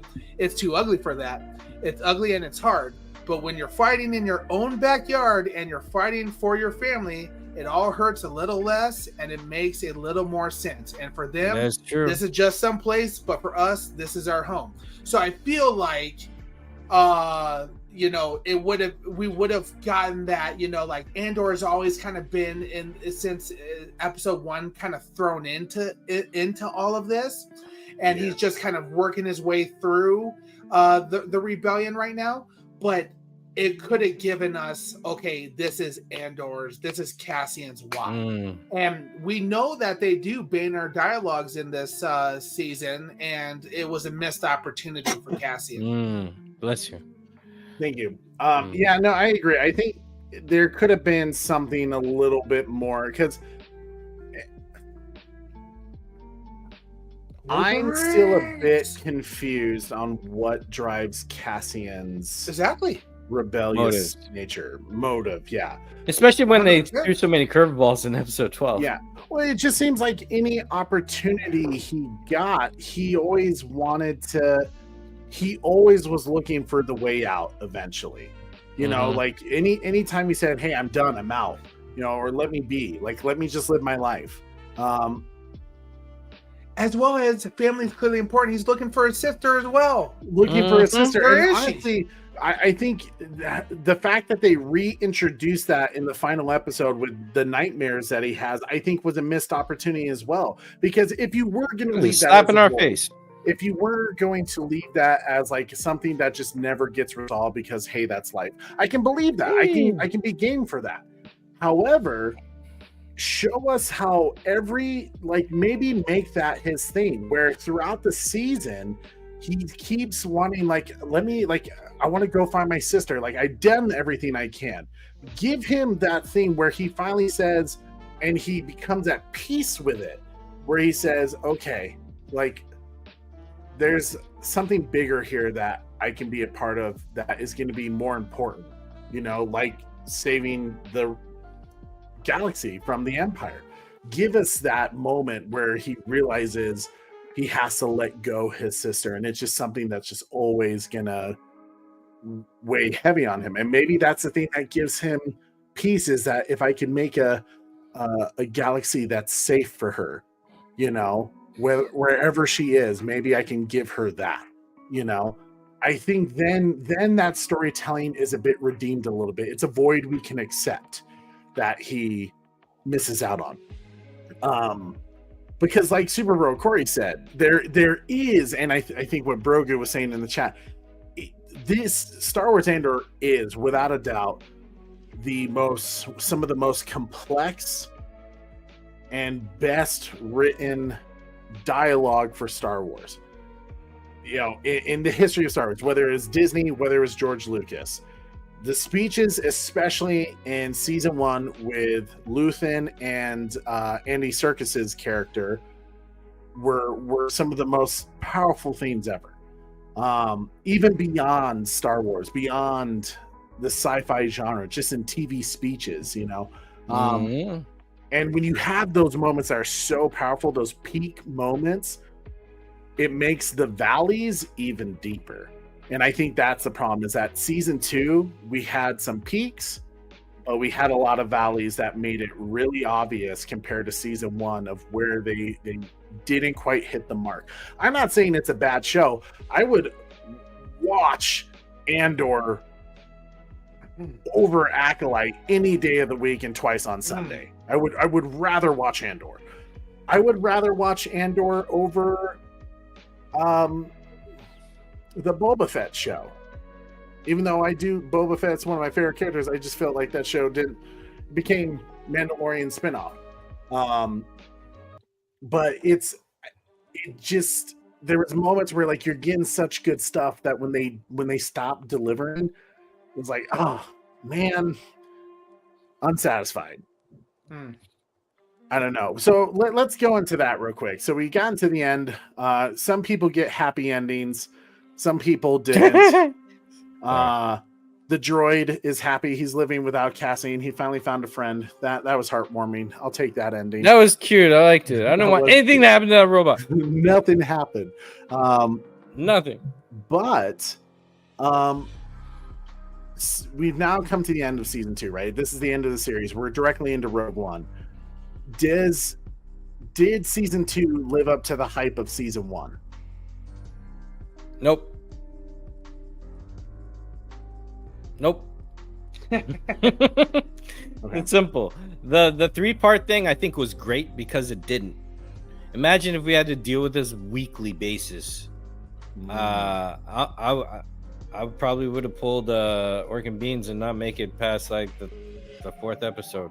Well, he pulled out sooner, but yeah, I think this was good for them because of the quality or lack of substance they're giving us. I know that's really harsh, but the story, they focused on the wrong things, and they drawn out things that didn't need to be taken so long, and that hurt it big time.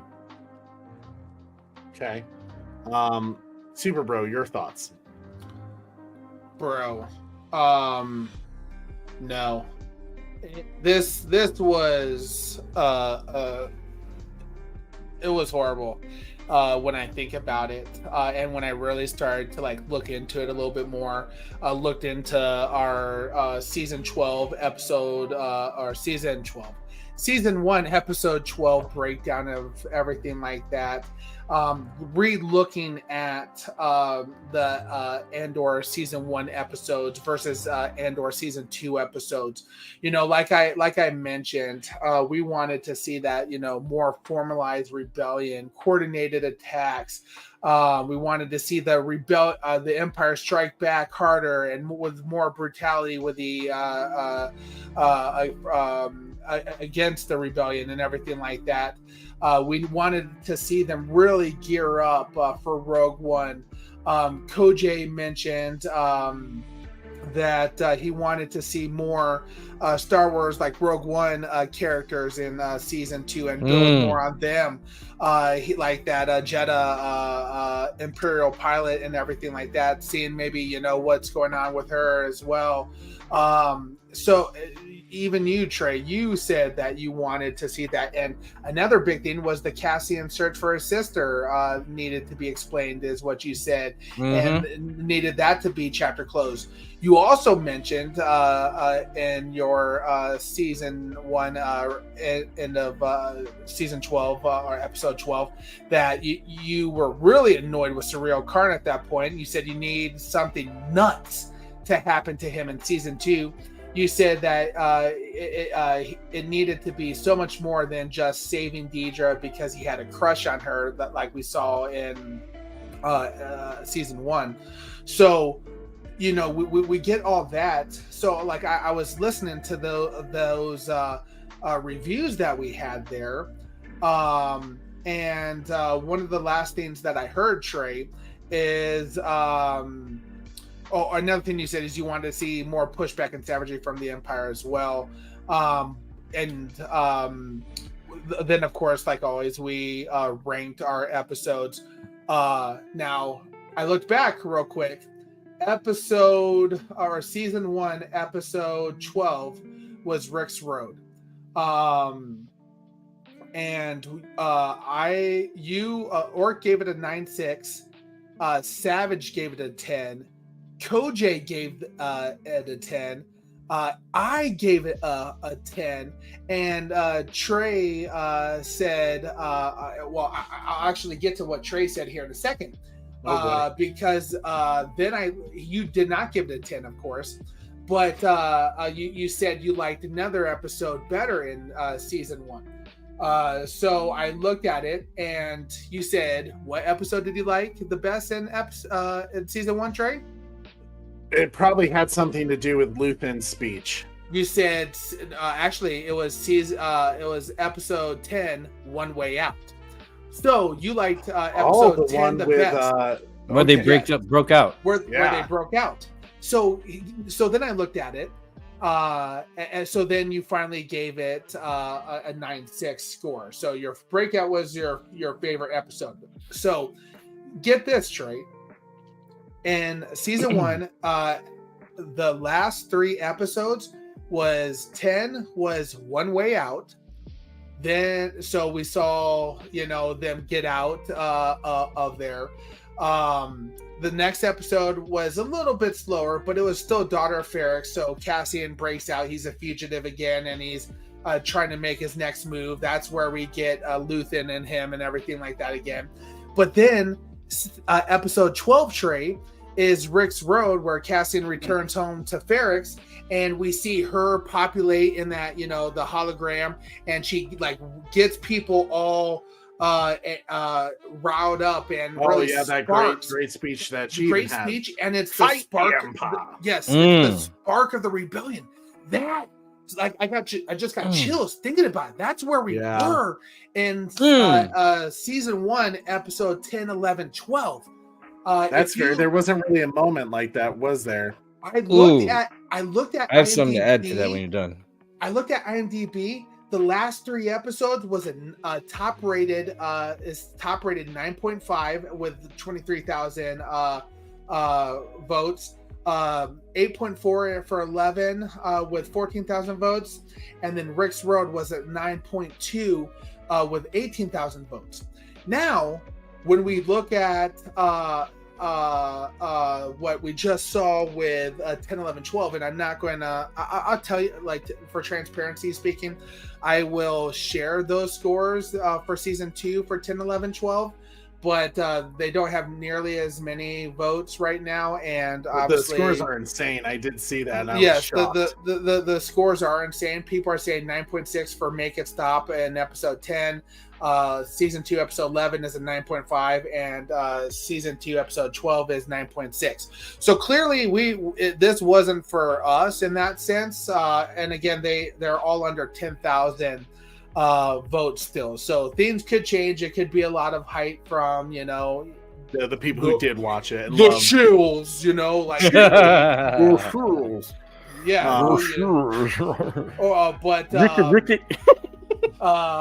but we clearly did not experience that same hype and same excitement for it. And I was just thinking back at it as well, Trey, that what more would I like to see? And so I was kind of just fooling around last night, and I saved it and I forwarded it to you. But I don't play with AI very often. But I played with ChatGPT, and I asked ChatGPT to plan the steps to start a rebellion in the Empire using, the Star Wars setting and everything like that. And it specifically says plan to start a rebellion against the Empire. And it said phase 1, spark in the shadows and secrecy setup. So establish a cover identity, create a decentralized cell network, recruit delusion, Imperials and locals. So that could be, disgraced officers, workers on the Outer Rim, ex-slaves, spice miners, or farmers taxed into starvation, and then begin to secure a hidden base. And then phase 2 was weapons, words, and whispers to build power. And it says steal or hijack Imperial supplies, intercept small convoys, focus on blasters and explosives, medical supplies, starfighter parts, forge propaganda and communications network using slicers to hijack Imperial holonet broadcasts with messages of resistance, highlight Imperial atrocities, and spread stories of rebellion victories to inspire home. Form the strategic allegiance, connect with local crime syndicates, Jedi survivors, and rebel fractions. And then train your forces quietly using, retired Clone War veterans or Mandalorian mercs as trainers and such like that. Yeah. Exactly. And then phase 3, it gets into igniting the flame, which, stage a symbolic acts of rebellion, use the Empire's overreach, capture Imperial data, which we really see towards the end of this season, and specifically in Rogue One. And then obviously phase 4, it's the Unite or Die, and that to me is episodes 4, 5, and 6. So I was like, oh man, that information would have been such a better, way to, an opportunity to do that. But then I took it a step further and I said, okay, so equally plan out the Imperial counter-rebellion strategy. And they said, phase 1, surveillance and suppression. So crush the spark. We're going to expand the ISB intelligent networks. We're going to exploit complacency and fear. Encourage loyalty by promoting Imperial stability propaganda. Use messages like order over chaos, peace through strength. Create internal distrust. So leak false rumors that some rebel cells are Imperial plants.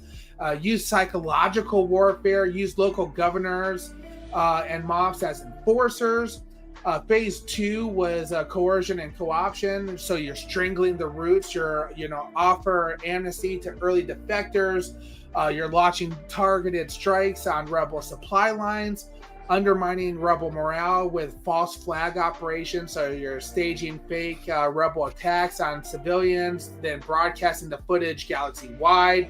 Make the rebellion look like the bloodthirsty anarchists instead of freedom fighters. implement loyalty testing programs, so interrogations and everything like that. And then phase 3 goes into the escalation and extinction, burn the flame, so deploy elite inquisitors or the Sith Lords, make an example out of captured rebels, destroy rebel worlds, which we see coming up, or bases from orbit. And then it talks about total information and cultural control. So, and then more on, co-opting the rebellion narrative, and instituting martial law and unstable systems, and then that more of the psychological warfare of it. And I was like, how that right there is exactly what we were looking for season 2. We wanted to see that back and forth and that spark where it was really just, rock, paper, scissors, Surreal Karn eating cereal, drinking some blue going milk, to the wedding, spinning around, going to the wedding, that which was in the end pointless. We did, what even happened to her daughter, in the long run, or we saw. I think the main focus of the wedding was simply that her friend became which vulnerable asset that they had to take out. Which it could have been explained a whole lot quicker in 10 minutes. Exactly. Well, if anything, I think it would have been good to have seen the actual assassination go down. Sure. To see the darkness of it, and how the rebellion did awful. Exactly. It's like we got a lot of the fluff, but we didn't get into the substance. Yes, and that's what I've been complaining about this whole time. All that is the stuff that happened in the background that they briefly mentioned here and there that happened, but we didn't get any of that. And that's the momentum going into Rogue One, because Rogue One is that. Like the action and stuff there. I want to add something to that too. Yeah, go ahead. So all that template is perfect. Another thing I wanted was an actual theme and spark of hope that the rebels had to share amongst each other or believe in. We didn't get any of that, to the point where in Rogue One, when he said rebellions are built on hope, whether he believed it or not, that had to be something that was like a mantra or a saying or a belief, that the rebels had, and because like Release a Snyder Cut, one of our things was mental health awareness, artistic integrity. Those are some of the things that we cling to for hope. Now, this won't take long, but I want to read to you a little speech that was made to bring different alien races and governments together to unite.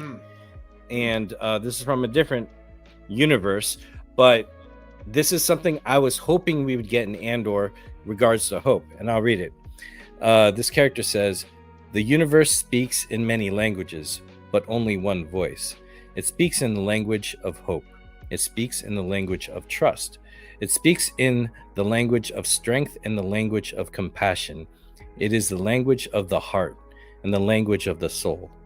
But always it is in the same voice. It is the voice of our ancestors speaking through us, and the voice of our inheritors waiting to be born. It is the small, still voice that says, 'We are one.' No matter the blood, no matter the skin, no matter the world. We are one, no matter the pain, no matter the darkness, no matter the loss, no matter the fear. We are one. Here, gathered together in common cause, we agree to recognize this singular truth and this singular rule, that we must be kind to one another, because each voice enriches us and enables us, and each voice lost diminishes us. We are the voice of the universe, the soul of creation, the fire that will light the way to a better future. We are one." So that's where it ends. So we need more of that and everything you said to build why such a speech or such a theme of hope and uniting together matters. We didn't get any of that. We got a lot of drama and sad situations after the fact of things. Yeah. Well, is that Babylon 5? Yeah. That's a good catch. And There's 12 more of those, but that's one I want to focus on. I think that's where I say, in terms of content, like if all you ever watched was live action Star Wars, you would have never known what happened. Now in Star Wars Rebels, they do show the speech that Mon Mothma gives directly to the rebellion, and that does ignite people, and that does. But in the live action, if you didn't watch Star Wars Rebels, you don't get that background information. You don't get that moment of, yes, she says the Emperor is the monster coming for us all. Based on how the Senate reacts, though, you don't really feel that moment of, oh yeah, let's freaking go, let's join the rebellion today. And I think maybe that could have been, I think as Corey suggested, kind of the issues with the marketing of this show. With the revolution starts now, we didn't really feel that type of oomph to it, that fire that it's igniting, and seeing the rebellion starting to. We saw a piece of a faction that was a horrible faction to even spend any time on, because they're fighting amongst each other doing rock, paper, scissors. And it would have been, and we see Saw Gerrera and how he runs his. Just hitting on spice the entire time, not even training his guys, getting ready for the battle. It would have been better to shown us a moment where the rebellion goes, or where people who want to rebel say, I'm in it. I'm going to rebel against the Empire. How, and like showing someone like get in. How did someone join the rebellion? Did they all know? So you just go to Yavin. I think that would have been good to see, but instead everything has been a bit of a reactionary storytelling with this show. The aftermath, where okay, you're already on Yavin and you already see that the rebellion is well funded and they're all together. Yes, we know that Mon Mothma put in funds in place, but you don't think the Empire would have noticed that someone's been buying a whole bunch of military equipment that would be noticeable? Like, how did they get that equipment? Like, who did they buy it from? And funds after that, after defecting, they need links too. Exactly. And to really see the different factions maybe drop those arguments that they're having internally, those power struggles that they're having internally, and join together and say, no, we need to unite under one force, under hope. And I think that would have been more powerful, more effective than just a year later, we're already there. I think that's a quick clip that you could show. I agree with a lot of you guys are saying, where there's great moments that aren't fully delivered on because we jumped around. It wasn't the focus. It was the aftermath of something great. Even the Gorman massacre. When I said, hey, I think it's important for Surreal's mom to kind of use Surreal to be propaganda for the Empire, to be like, fight against these bastard rebel alliance that killed this innocent young man, and deep down we know as the audience that is a lie. I think that would have been so much more impactful, especially it would have made Surreal's death heavier to take, and I think instead we're kind of left with the idea, okay, Surreal was just a reflection of us. He was just your average everyday guy that was used as a pawn in the Empire's cause. Okay. Like, I don't know if I needed that storyline. I think we spent too much time eating cereal every day with his mean ass mom. But I'm supposed to feel something because now his mom is sad when she was horrible to him, and Dedra was horrible to Surreal. Like, it just, the emotions aren't there. Like, I don't feel bad for someone just simply because, oh my God, they were a pawn. Surreal was kind of a nuisance, if anything. So maybe I'm just one of the few of many who loved this show, but to me, like, Surreal now becomes kind of a character where I'm like, I didn't need 2 seasons of him, I don't know. The force was strong with Orkin Beans. Right, Orkin Beans was ahead of the time, man. He knew he saw the future. So, guys, he stopped watching. He never watched anymore. So, are we gonna rank the season, Trey? We can. Do you guys want to?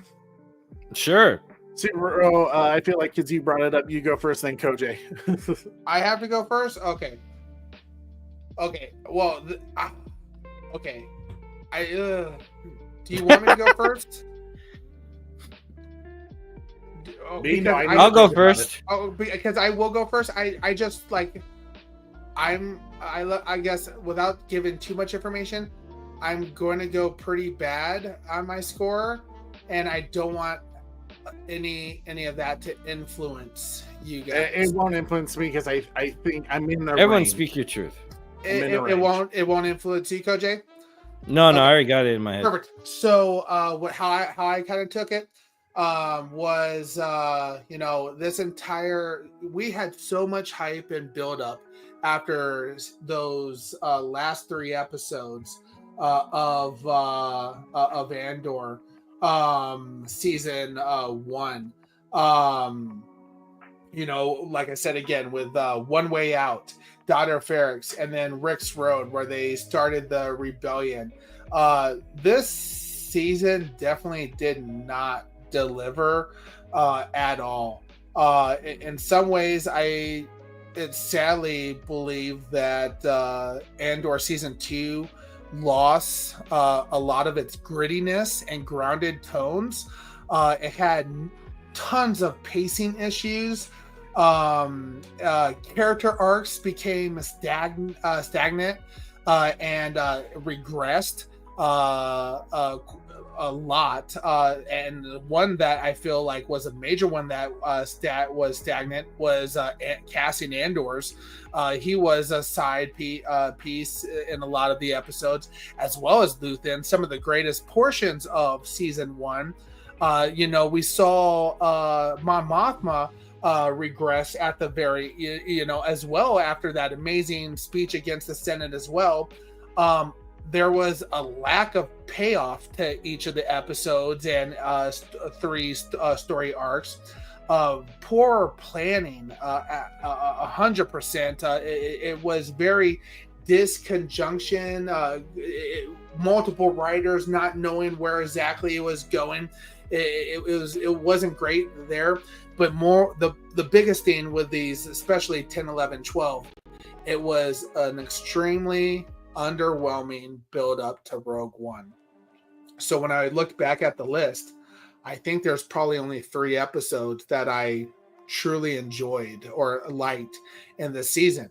So if I'm to rank that amongst a 12 episode season, that means I only liked a quarter of it. So, giving it that I may have liked, a few other key themes here and there, I'm honestly going to just give it,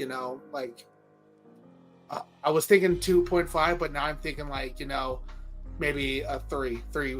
We'll just give it a flat 3 because I really did. It didn't work for me. A 3 out of 10? Yes. Because most of the episodes I did not care about. That's why I said I was going to give it. It's going to become a bad score, and that's why I didn't want how low of my score to affect you guys at all. That's why it was. Mine seems higher now. I didn't know that. No. But that's how I broke it down in my head. You guys break it down the way you like. Since there's I got really 3 episodes that I like, that's a quarter of the series. So that's a 2.5. Give it a little bit more. I said around 3. So. A lot of the episodes really didn't do it for me. Okay. Which makes me sad because I was really looking forward to this. I'm probably gonna get some heat for that from the Disney shows. It's opinions, right? Like if you love, as we always say, if you loved Andor, good for you. You're paying for Disney Plus. I hope you love the content they're throwing out. Which is funny too, because it actually made me, after talking about this through, it makes me appreciate a little, I kind of want to just forget about Andor season 2 and just rewatch Rogue One again, because we've noticed right away how fast paced and crazy and awesome it was. Maybe my 8.1 or 8.2, whatever I rated it the other night was a little bit low for Rogue One. Thinking about how the pacing was such an issue in this season. So 3, flat 3 for me.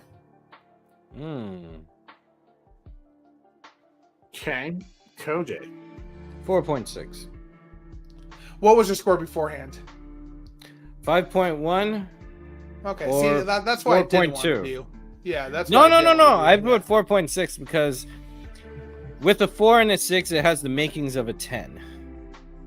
But I was juggling with how much I personally would cut out if I would make it like an Obi-Wan movie cut, and how much I would want to reshoot and put in. That being said, it didn't leave a lot on the table that I enjoyed. So I said 4.6. Yeah, I'll stick with that because I was bouncing between 4.2 and 5.1. So that's just for me. I don't want to say it's a failure because it had beautiful performances, beautiful sets, beautiful costumes, wonderful production. Just the story was focused on such irrelevant stuff and aftermath stuff, which would be powerful if we found out how they got there. I feel like it did more robbing us than delivering to us. So yeah, no, mine's gonna be a 4.2 now. So I'm struggling between that range. So it's 4.2. It's funny because another thing that I think of as well is, and I don't know if we talked about this during the Rogue One watch party or the 10, 11, 12 watch party, but the more that I think about Bail Organa not being played by Jimmy Smits, it really frustrates me. That was a factor too, because that gave me a sense of, okay, was this production rushed? Is that where the money went into? I think that they because we saw we talked about it, that Smits doesn't have much going on this year, so why couldn't he make it to do the small parts that he would have been in? You probably read the script. Very possible. And like you said, Coach A, he only would have needed like 2 days worth, 2-3 days worth of film shooting time. So there, it goes back to was this more of a money issue, which is sloppy? And I don't know if it was brought up on the live stream, but we had talked about how oh gosh, I just forgot his name. The guy who Avengers, Jeremy Renner. Jeremy Renner was talking about doing a second season, but Disney was trying to pay them half of what he made in season 1. So why, like, what was the offer out there? I'm curious. I think Disney dropped the ball big time, and maybe I'm giving. I also want to say maybe I'm giving it such a hard score because I had so much hope for this season, especially with how amazing season 1 ended. And I'm with you there, bro. Maybe that's not fair to season 2 as well in that sense, but like with the amount of hype and like watching that episode of us, Trey, we were excited, we were pumped. You want to know who else was excited? Freaking Orc gave it a 9.6 the last episode. He was pumped about it. So it's like the only how did we go from that excitement, a 10 in episode 12 of season 1 to brother, what happened season 2? It's sad. Yeah. Interesting. And what's your score, my man? Trey was going to be a lot higher, and that's I'm not going to judge you. No, I not that I would feel. I was surprised how different we are. No, that's fair. That's fair. It's okay. And that's what I like about these panels. I guess because we are. Mm-hmm. Yeah, I get my theme is I'm trying to figure out, Corey, when you were doing research on our season 1 finale breakdown and scores and stuff. Did I happen to say? Did you write down all the scores that we gave throughout? I didn't, sadly. The only one I did was the last episode of season 1, which is good because that's where we left off. Yeah. What was the last score I gave for the 9.6? I gave episode 10 a 9.6. Yes. Okay. Or 12, I guess it must have been. 12, yeah, excuse me. Okay. So I was trying to figure out what I was trying to think, and I know someone's going to probably look at the replay crew. Someone's going to do some digging and look at like the worst score I gave season 1 and be like, hey. It's fine. So I don't know. So okay, here's the part I'm struggling with on this show, and I've said throughout our breakdowns, I'm very oh god, what was the word I used? I'm very conflicted. I'm very conflicted on this show because there is levels of brilliance that I like a show that makes you think. I like a show that makes you go back and rewatch it and think, okay, maybe I didn't look at this right. A big one for me was Surreal. I hated Surreal in season 1. And Corey's right. I did say constantly, I need to see a moment where this dude blows up and becomes a force of nature. I think you could even find that in the trailer reaction where I say that. We didn't get that. But was it completely awful what they did with him? That's the part I struggle with some of those things, because to me it's like, okay, I put my own expectations of what I wanted, but there was some beauty in rethinking the character as a complete reflection of an ordinary person in everyday life, and how that person was a victim of the fascism that the Empire is. Sure. So to me, there is that level of brilliance where I do think Andor is a very smart show. I think there was some execution problems, especially in season 2, that it didn't meet its full potential. With that being said, I kept also comparing my scores of how I thought of other things. Acolyte, I don't even want to score Acolyte because to me that's like decanonized. I don't even. That one's a 2. Yeah, won't even watch Chung Jae Lee and some cool choreography. That's it. Yeah, there's some great choreography. That's about it. And a dope ass helmet. I think mine was in the negatives for that.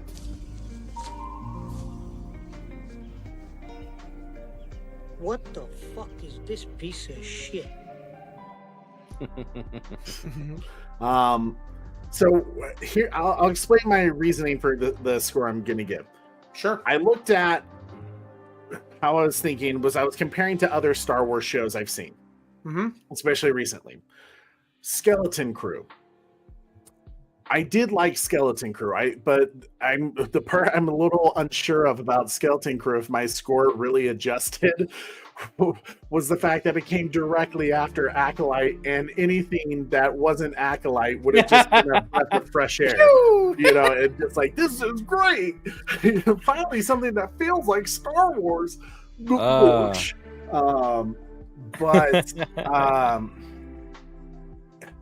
So that's where I struggle. It's like, okay, is my score really inflated on Skeleton Crew where it probably didn't deserve? I gave Skeleton Crew in my mind like a low 7. I know we didn't review or break down that show at all, but watching it just as a fan, I enjoyed it. It felt more like George Lucas's Star Wars and Goonies kind of thing going on. To me, it was like, okay, I'd throw it maybe like a 7.1, 7.2 kind of thing. And when I say that, I was like, okay, well, season 2 of Andor better than Skeleton Crew? And my first initial thought is, well, it's a far more complex and intriguing type of storytelling than Skeleton Crew. Skeleton Crew was kind of the turn off your brains and enjoy the adventure that you're on kind of show. So therefore, I'm like, okay, well, I have to give Andor season 2 a higher score. So I think for that reason, I would give it...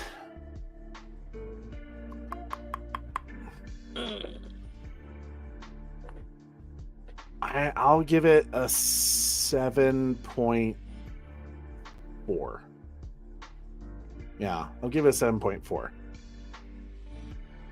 That's my score. Hopefully that makes sense. But why you rated so high, loser?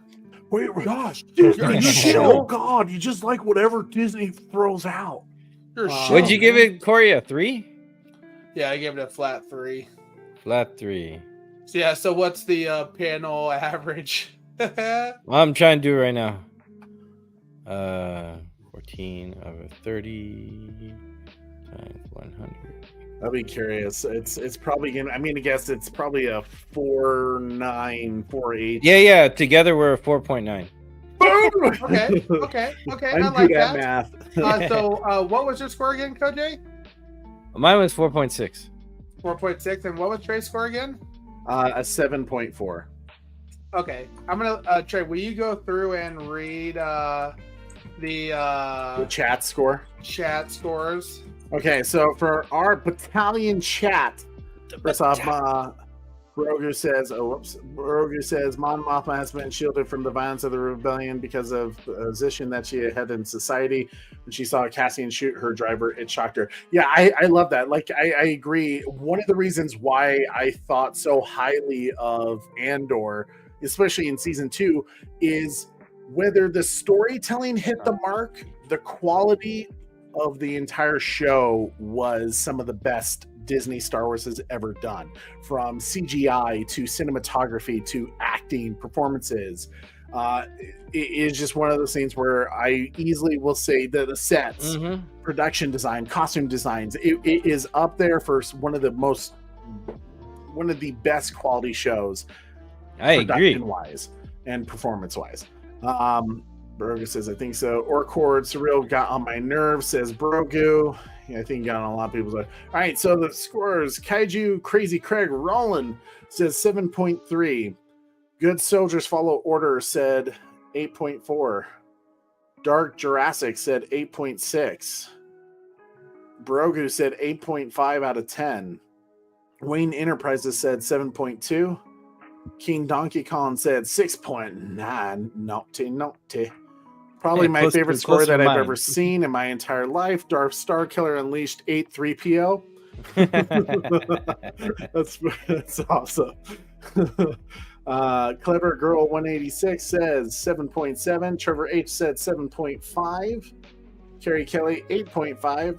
Oracle's Clock Tower said 7.8.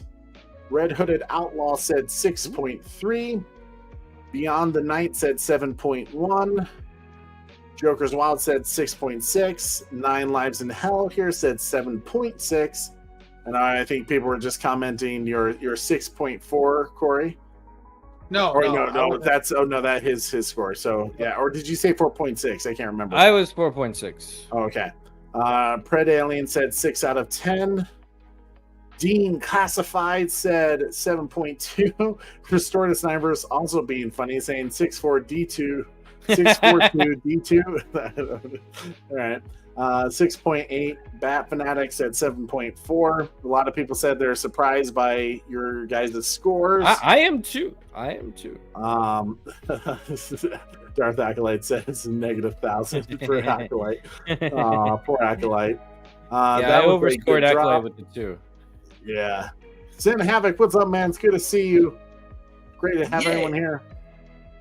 Sin Havoc says Andor was good, but it was funny how they copied Rebel Moon. 8.0 for me.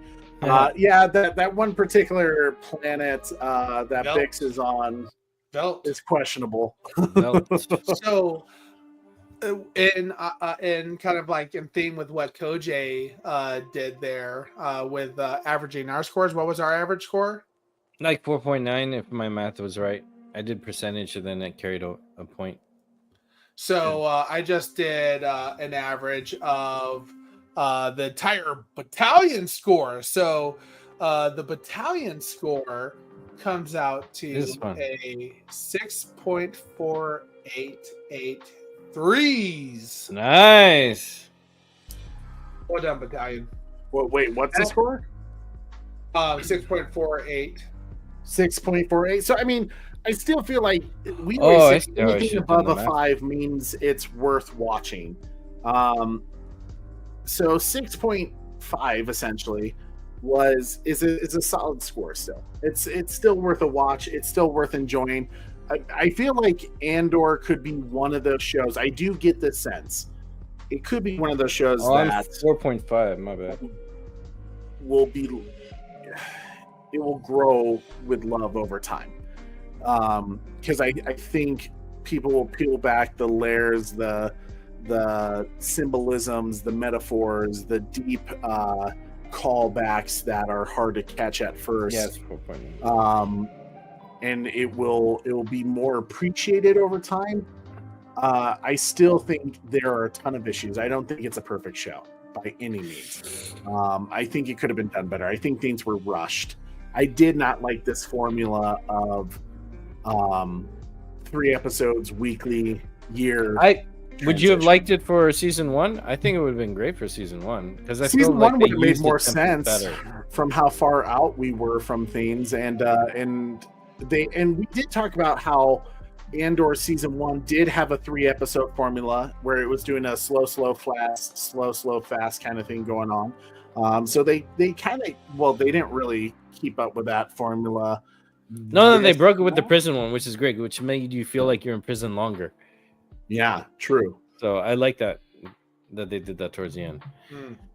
But this one didn't use that formula. It kind of used it as an excuse to tell 1 episode in 3, I feel.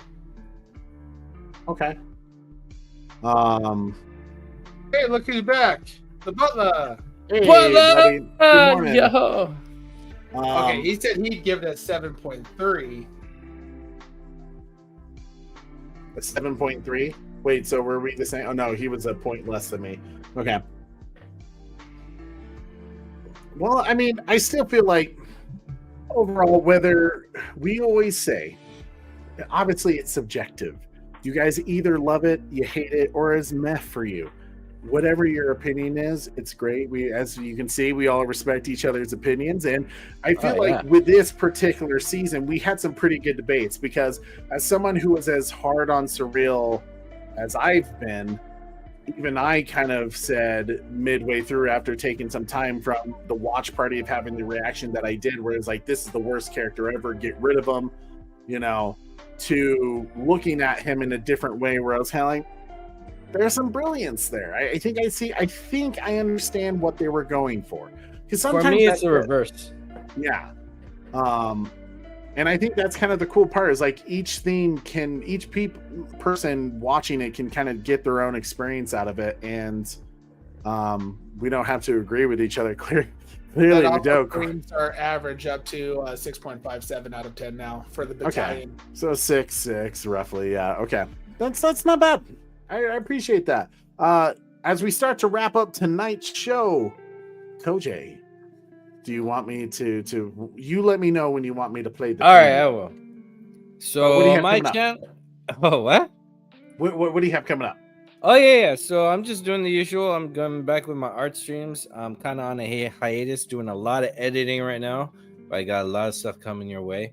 I'm working on more series, but also my podcast series where I talk about anything and everything. I released a new episode today with a group called Palestinian Christians for Justice. You can check it out. It's a re-release of one of our discussions. My art streams, my game streams. I have gameplay streams. Any new episodes I'll do. Cool watch parties will be back when I'm done with my super editing.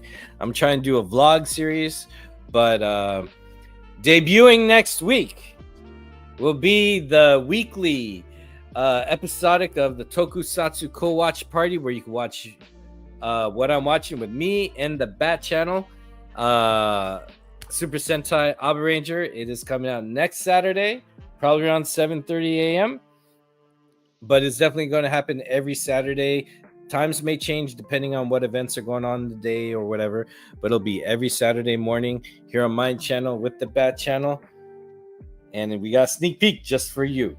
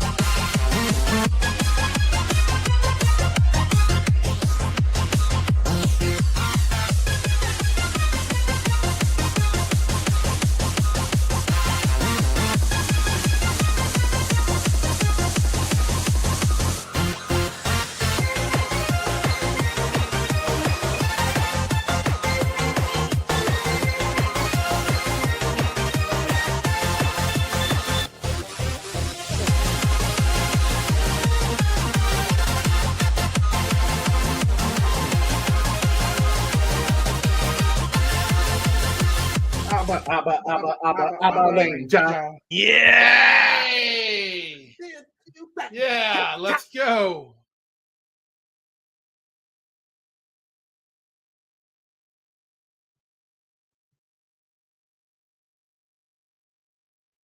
So yeah, if you like Nice. Power Rangers or Dino Thunder, that is the director's cut. That is the Snyder cut experience of it, because that's the original. Dino Thunder was copied a year or two later. But yeah, it's so much fun, and you can watch it for free.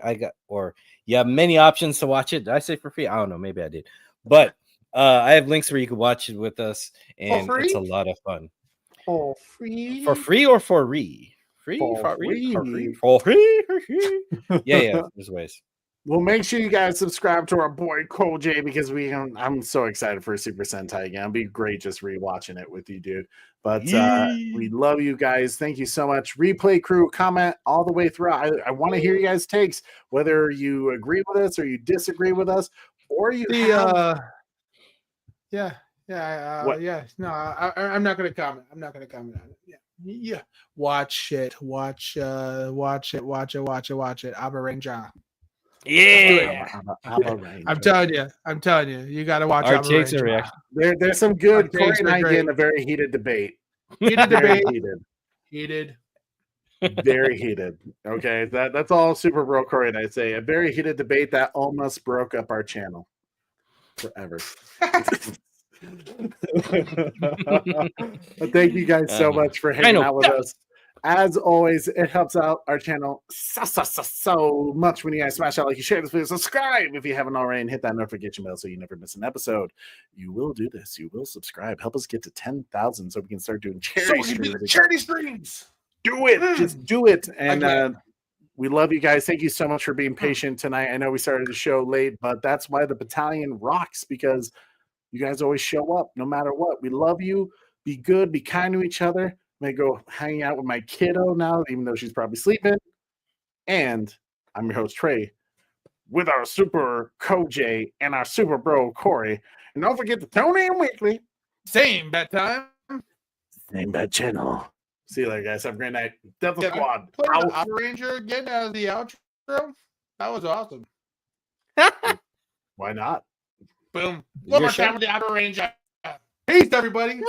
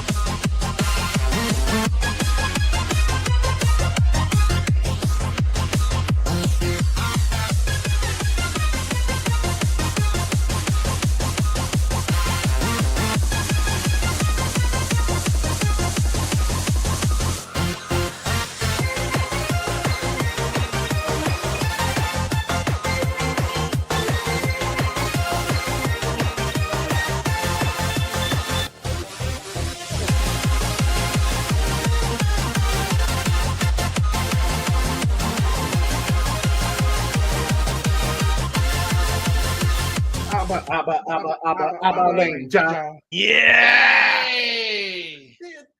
Yeah, let's go.